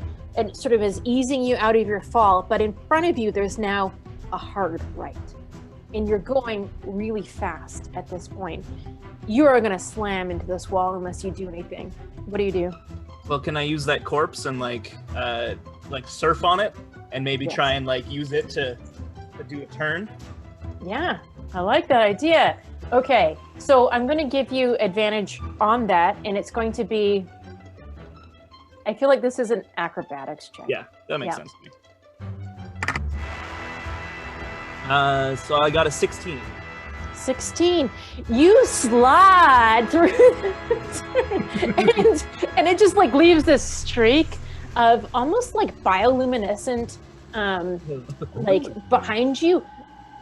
And it, not only do you manage to like slide around this hard right, but the people behind you now have a clue as to what's happening. They see like all of you are going to have a chance to decide how to deal with this hard right that's coming up. So Zrill, what do you do? I plant my feet in this trail of slime, and I'm going to try to surf it. All right, so that is also an acrobatics check. I feel like it worked really well for Derry. 12? Yep, you managed to like just surf around this hard right. And I mean, your boots will really never be the same, but Worth it. not flat, so that's good. Okay, and now we have Ant coming up. Well, I see Zrill do that, and I'm like, wow. I jump up and try to like surf through the same spot she did. And as I do it, I'm singing, I want you, show me the way. Roll your acrobatics check. Acrobatics. Yeah. Boy. Oh, that's a 10. Oh man, you've got such a good idea, and you're doing it with good style, but it really hurts as you hit this turn. And I'm afraid you're going to take a 1d6 bludgeoning. Just it slams into your ankles as you're coming around this corner. Oh, that's just 1 point of damage. Yeah. Girrardo, your turn to deal with this hard right.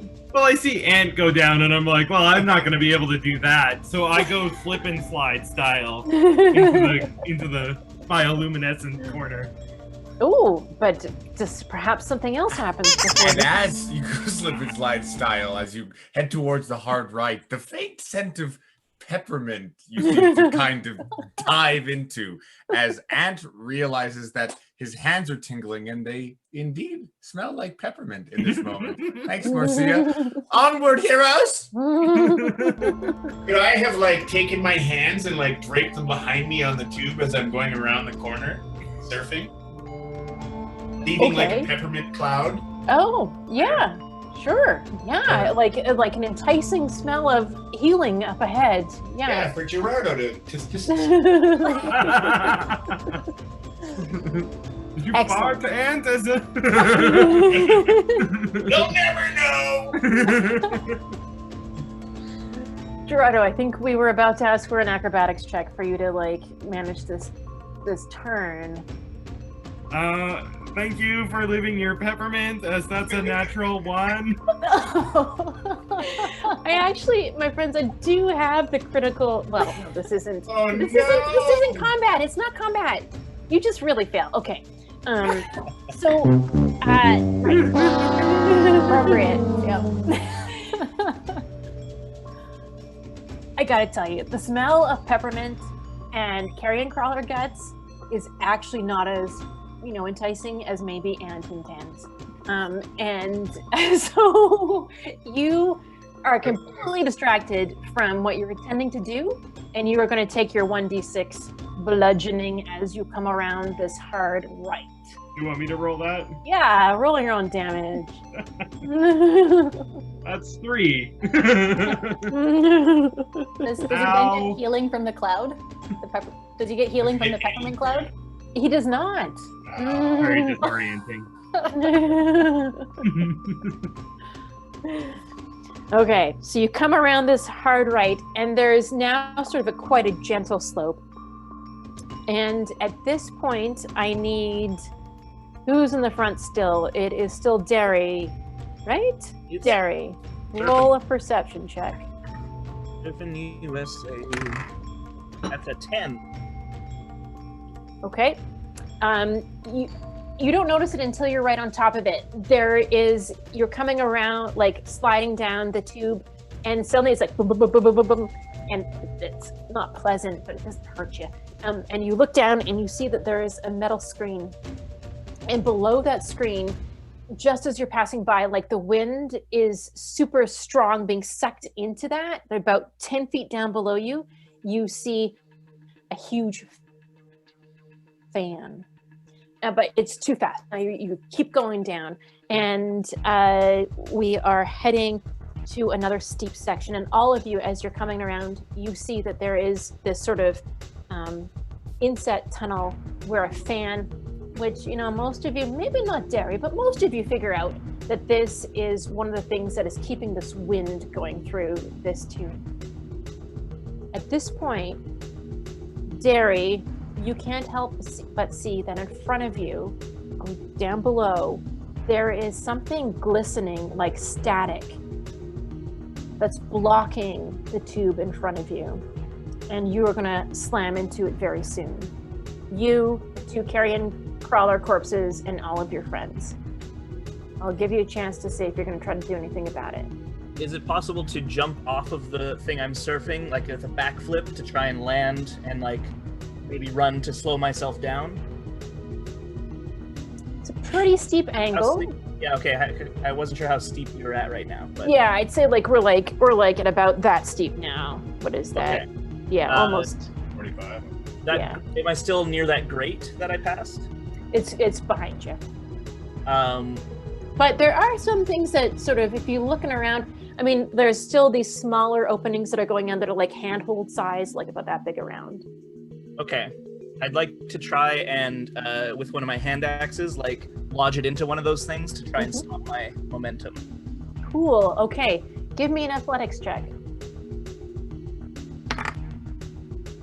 21. Wow. Okay. It was a really hard DC. So you manage, as you're sliding by, to just like hook it into one of the other openings, and you are now hanging above. And you see the carrion crawler that was like falling with you go slamming into that silver, glittery, staticky gray net, and it gets sort of slimed over by it as you're doing this. Now, at this point, Zrill is coming down. Zrill, this is what you see. You see Derry hanging from an opening. You see the carrion corpse below, and something sort of icky hanging over top of it. What do you do? Try to grab Derry's hand. I'm gonna try to grab him. Okay, so Grab Zrill. I think that's an acrobatics check for you. For Is this Zrill? with advantage because we're working Zrill. together? Yes, and he's yeah. Okay, I believe that. Okay. Together. Good, because that's a much better roll. Okay, that's a 21. Just like Frodo and Sam, man. And Thank you, Derry. she's a gnome. I mean, she's a pretty beefy gnome, but it's enough. You got her. You got her. Okay. All right. And Ant, you come around. You see, you see Derry and then Zrill hanging from an axe on the thing. You see a carrion corpse. Oh, right. And your carrion crawler that's falling with you is like streaking down as well. What do you do? I mutter some words under my breath, and I cast Alter Self, and I grow a great big long troll from my talons, and I dig them into the walls of this cavern, and I try to like slow myself down. Oh, cool. Okay. Does Gross.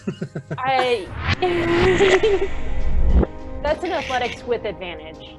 Sorry, which with advantage? And athletics with Athletics. advantage. Yeah. Okay. All right.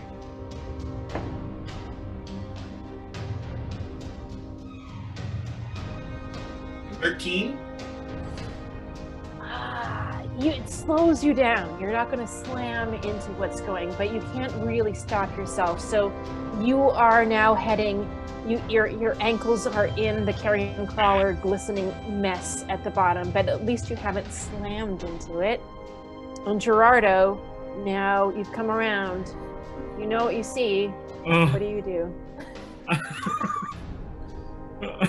I just faint. No. Con save. I think I'm gonna, go with the ant approach, and I'm gonna try and use one of my daggers to just like slow me down as I go down. Yep, that's an athletics check because you're using your strength to hold yourself up there. Is there an extra squeak out there for me? Oh, that's a 6. Oh no, Girrardo, you flail, but it's a pretty tough wall. I mean, the reason that Derry was able to succeed was that he got it into one of those openings, but you just like slide down like that shiny cement, and you slide into the carrion crawler corpses that are on top of this shiny silver thing that's like starting to roll up and around them. No. I need you to roll initiative, not just because this is combat, but because I need to sort of take things in turn here. I mean, you might fight stuff, I don't know, but I need to kind of... Okay. Anybody over 20? Yes. Oh, Ant's all of got us. a 21. What? Ant's got 21? Gotcha. Zrill? 9. Oh, I heard you say that maybe you had I didn't realize Val had to roll. Okay, all right. Girrardo? Got a 6. 6. Sticking with him. And Derry? Well, you'll go before me. I got a 5. Hannah. Oh, we Okay. got cursed dice tonight. Okay. Jeez. Okay. So, and is there anything that you want to do about this right now? Well, okay, so my feet are in this shimmery beetle. Yeah, it's both like the gooey corpses of the carrion crawlers, and you see the sort of like, I mean, I know there's not static in Faerun, but to our minds it would look like static, sort of crawling up and around the carrion corpses, and it seems to be like uninterested in the carrion corpses and is now reaching towards you. Do I feel anything like coming off of this? Not yet, no. You could give me a nature check or an arcana, your choice. Well, I'll do Arcana. Okay. 18. I mean, it reminds you a bit of like oozes and gelatinous cubes and things like that, but it's not like, honestly, like anything you have seen before. And is Girrardo in any kind of pain at this point? Like, because he's being enveloped by it, right? He's in it. He's not quite enveloped yet, and so it hasn't done what it wants to do yet. But it is sort of like starting to ooze up around his ankles and figure him out. I'm hanging onto the walls with both claws. Yeah. Yeah. Do I have the ability to remove one of my hands And without falling? yes, you could, and I think then you start to get sort of an athletics check to see if you can like hold yourself up. But you could. Okay, yeah, I'll try that. Okay. I'll do the athletics check first. That is a 16. Yep. So you feel pretty confident that you've got a good hold. Yeah, and I will extend my other hand down and point it to the side of Girrardo at this thing so I don't hit him. Mm-hmm. And a huge line of roaring flame about 30 feet long juts out of my hand, and it's Agonizer Scorcher. Wow, all right. So is that a save or an attack? It's each creature in the line must make a dexterity saving throw. Okay. And my DC is 14. It fails? Okay.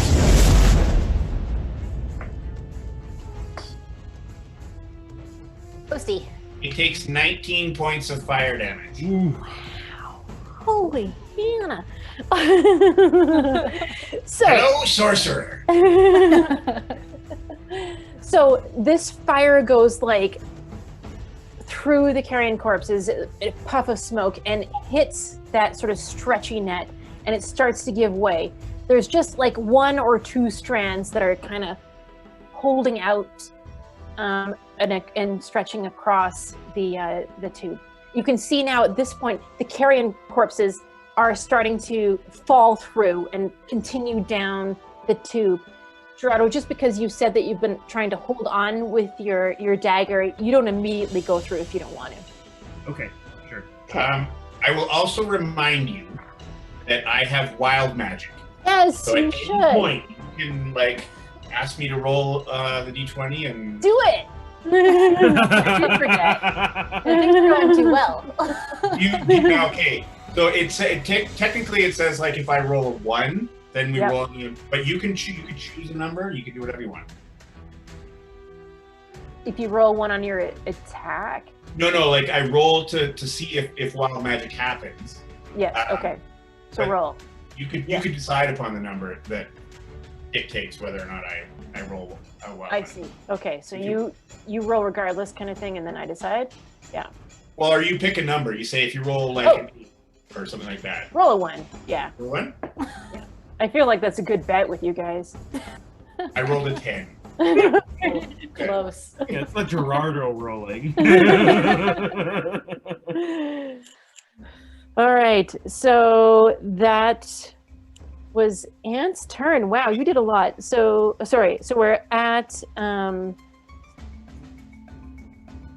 think it's me. Yeah. My 11. Yes.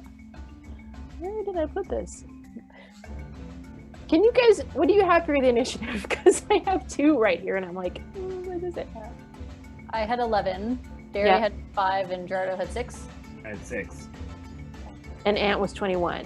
Yeah. Right. Okay. Yeah, Zrill, you're up. Okay. Do we want to go through this thing, team? I feel like otherwise we're stuck in this tube.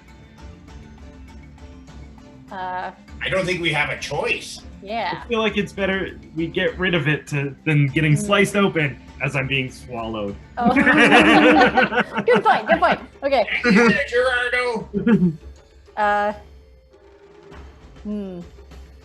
If I dropped down on it and tried to slash it, would that be better than trying to shoot it with my crossbow from far away? Yeah, you know what? I'm gonna jump. It's Zrill. Okay. Yeah. All right. I'm gonna say thank you to Derry. You want to do a fastball special? Do you want me to like launch you? Yeah, with me. Is that okay, DM? Can I? Yep. Yeah. Sure. And I've stowed my warhammer, so I've just got my longsword, so I'm two-handing on my longsword. And because you're being helped by Derry, then you get advantage. Excellent. Okay. He's giving you the help action, basically. Yeah. Okay. So that means I roll twice, right? Actually, Yep. Okay. Yep. That's a nat 20. So I get 5 to hit with my sword. Okay. Not only do you get a nat 20, but you get to roll on the critical success table. So roll another d20 to let me know. 3. 3? But it's a good order for those to happen in. All right. So,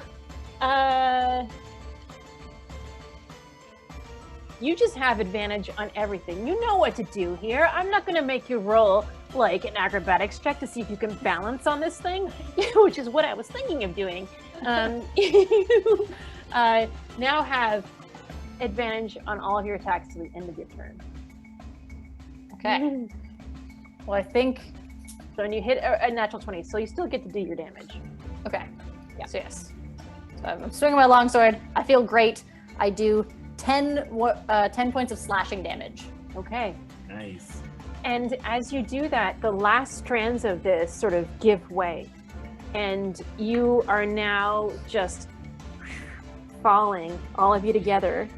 Girrardo, you still have some of this oozy, staticky shit like around you and on you, but you are now falling down. And Girrardo, you are now the one in front, so you need to give me a perception check. All right. Well, this is how it always should be. That's an 18 with my perception. Yeah. You see that sort of those rainbow streaks and the whole sense of tube is about to end. Okay. You have a very brief period of time to decide if you're going to do anything about the fact that you are about to enter into a big open space. You know what? I don't think I'm gonna do anything. I'm just gonna go for it. All right. So you guys come shooting out of the tube, and you see as you come in that you're all, and the carrion corpses are. You are falling through a large cavern. You see the flickering beams of light that have sort of been traveling with you through the tube, crisscrossing this very large cavern. You see glimpses of stalactites and stalagmites and a huge silver pool off to your right. There is a rocky floor below you, I'm afraid it is, in fact, how many feet did I say it was below you? 15 feet below you. So everybody needs to give me a 1d6 roll. I can't kind of tuck and roll as I land to try and reduce some of the damage by chance. You unfortunately didn't see it coming. I was only letting the first person in this line get a sense of what's happening. Didn't shout out, didn't give you any Didn't tell you warning, guys nothing. anything. Classic You're Girrardo. welcome. I got 3. Okay, 3 bludgeoning damage, and you're the prone. full 6 points of damage. Yep, Ooh. 6 points to Ant, and you're prone. I got 4. 4 bludgeoning, and you're prone. And Girrardo, I got 1. and you're prone. So you all take damage, and you land. Thud, thud, thud, thud, thud. Splat, splat from the carrion crawlers. Oh, the end is coming. Oh, Thanks, Girrardo. horrible. I'd like you all to roll me a Constitution check to see who recovers from this fall first. A saving throw or just a... It's a check. Because you're trying to shake it from your head. 11 for Derry. 11, Dirty 20. 20. 12 for Ed. 6 for Girrardo? Girrardo.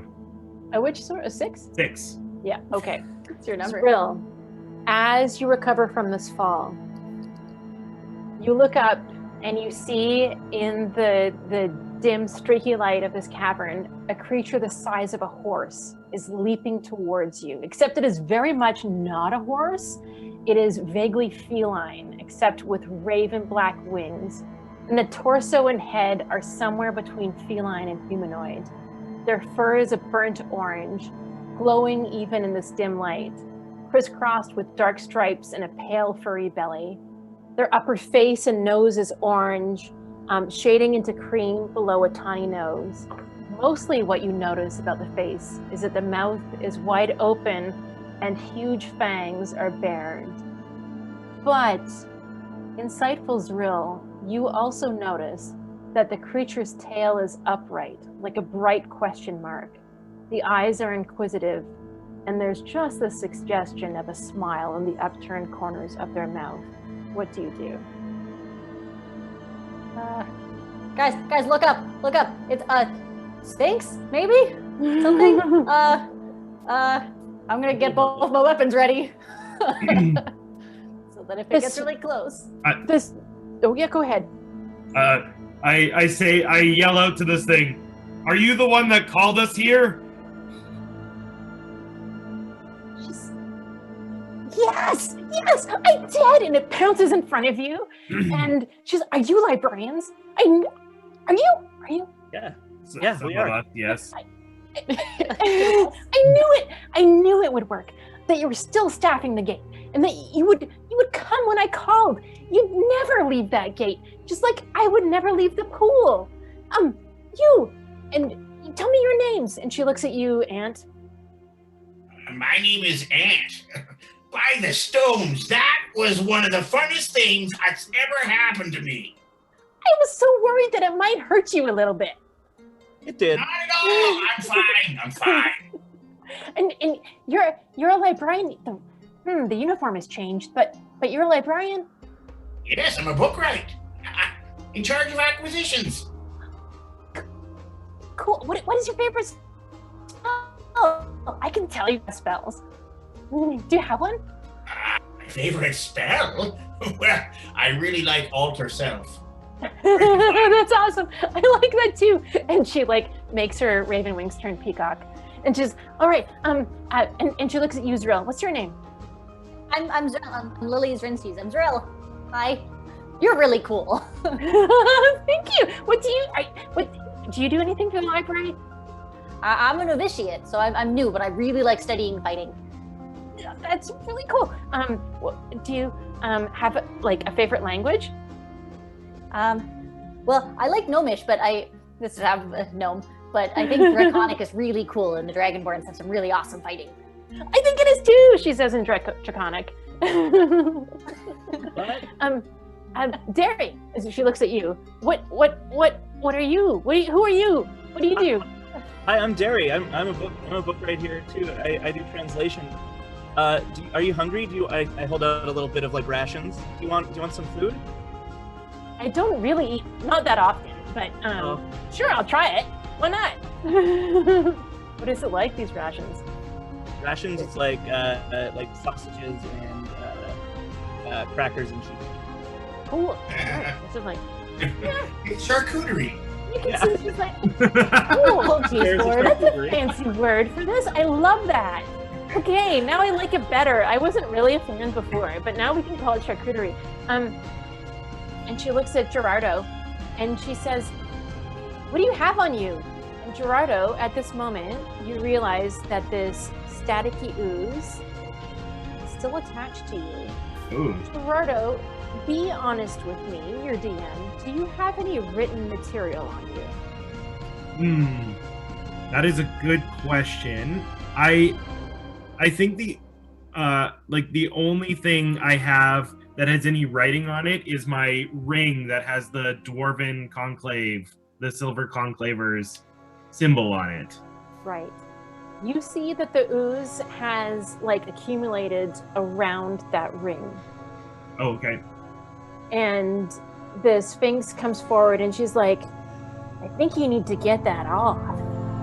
You really need to get that off you. And she's like, do you mind? I'll do it. I'll do it for you. Sure, thank you. She takes her claws and she like rakes it, and it sort of like scatters into little staticky pieces. Interesting.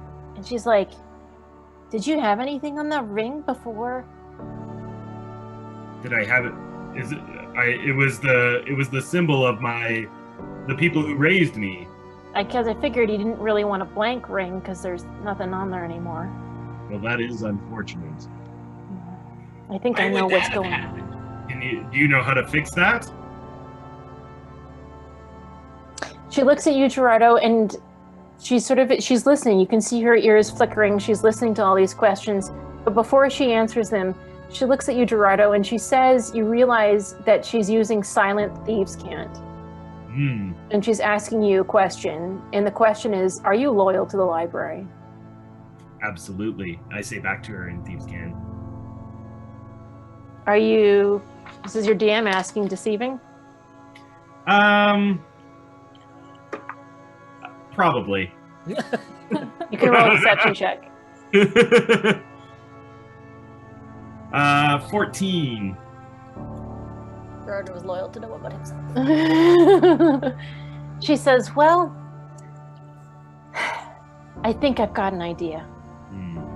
Okay, to backtrack a little, she looks a little bit at you, Girrardo, but she says, you're from all sorts of places, and you're all sorts of people, and you are a beautiful choir singing gibbons, and I am so happy that you are here. I'm the spirit of Candlekeep. You can call me Lumen, and I use feminine pronouns in your languages.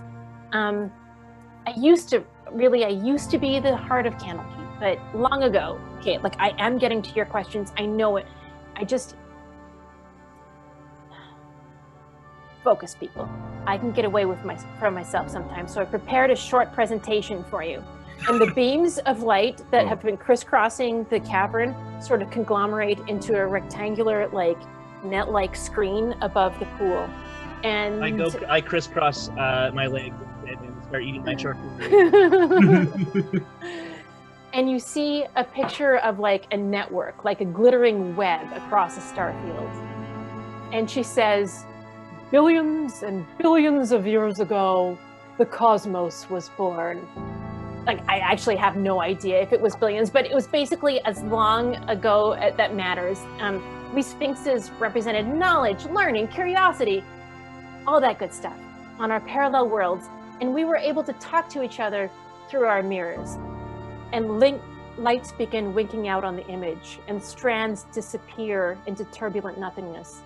You kind of recognize that nothingness. It reminds you of that ooze. A great darkness, I don't know how to express it. It was like that ooze. To me, it was like a terrible hunger began chewing up our connections. Worlds fell to it. We think those of us still able to talk eventually decided we had to shut it all down. worried that the hunger was actually coming through our network. And in the vision, strands entirely disappear, leaving only a few bright lights remaining in the darkness.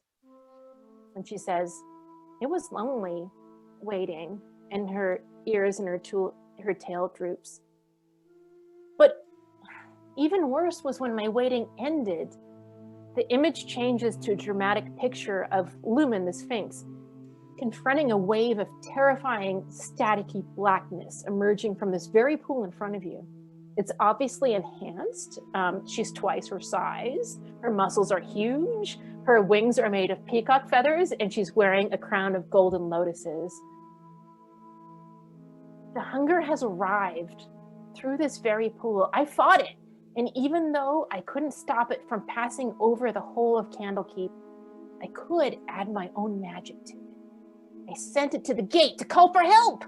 And you, my brave rhinoceroses, an image of the four of you, flat on the ground, but all wearing flower crowns, appears above the pool. You arrived to help me complete my checklist to victory. A plain text appears with a little box beside it. It says, number 1, call for librarians, and then like a check appears. And then the next line appears on the screen. Number 2, call Ptolemy. Ptolemy spelled Ptolmy, M-Y, by the way. She says, oh, right, excuse me. The crystal pool swirls in front of you into 100 rainbows, and those rainbows all settle into spinning wheels like gears. And then it all shimmers into stillness and silver. Lumen leans over the edge of the pool, and instead you expect to see reflected back sort of her tiger striped face, but instead you see like a golden crown, a mane, and a masculine face. Lumen sort of paws the ground, and her tail flicks a bit in excitement. And she says, Ptolemy, I have a lot to say, but priorities. Checklist, number 1, open this portal. Number 2, please send for help. And that's where we'll end our session.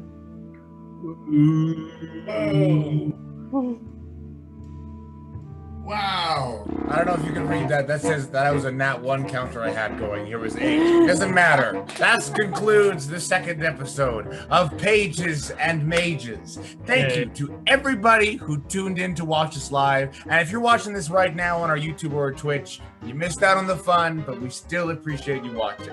Congratulations to Sarah Bannister, Alan Edward Johnson, Justin Bourne, and Curt McKinstry for braving their first adventure of the season.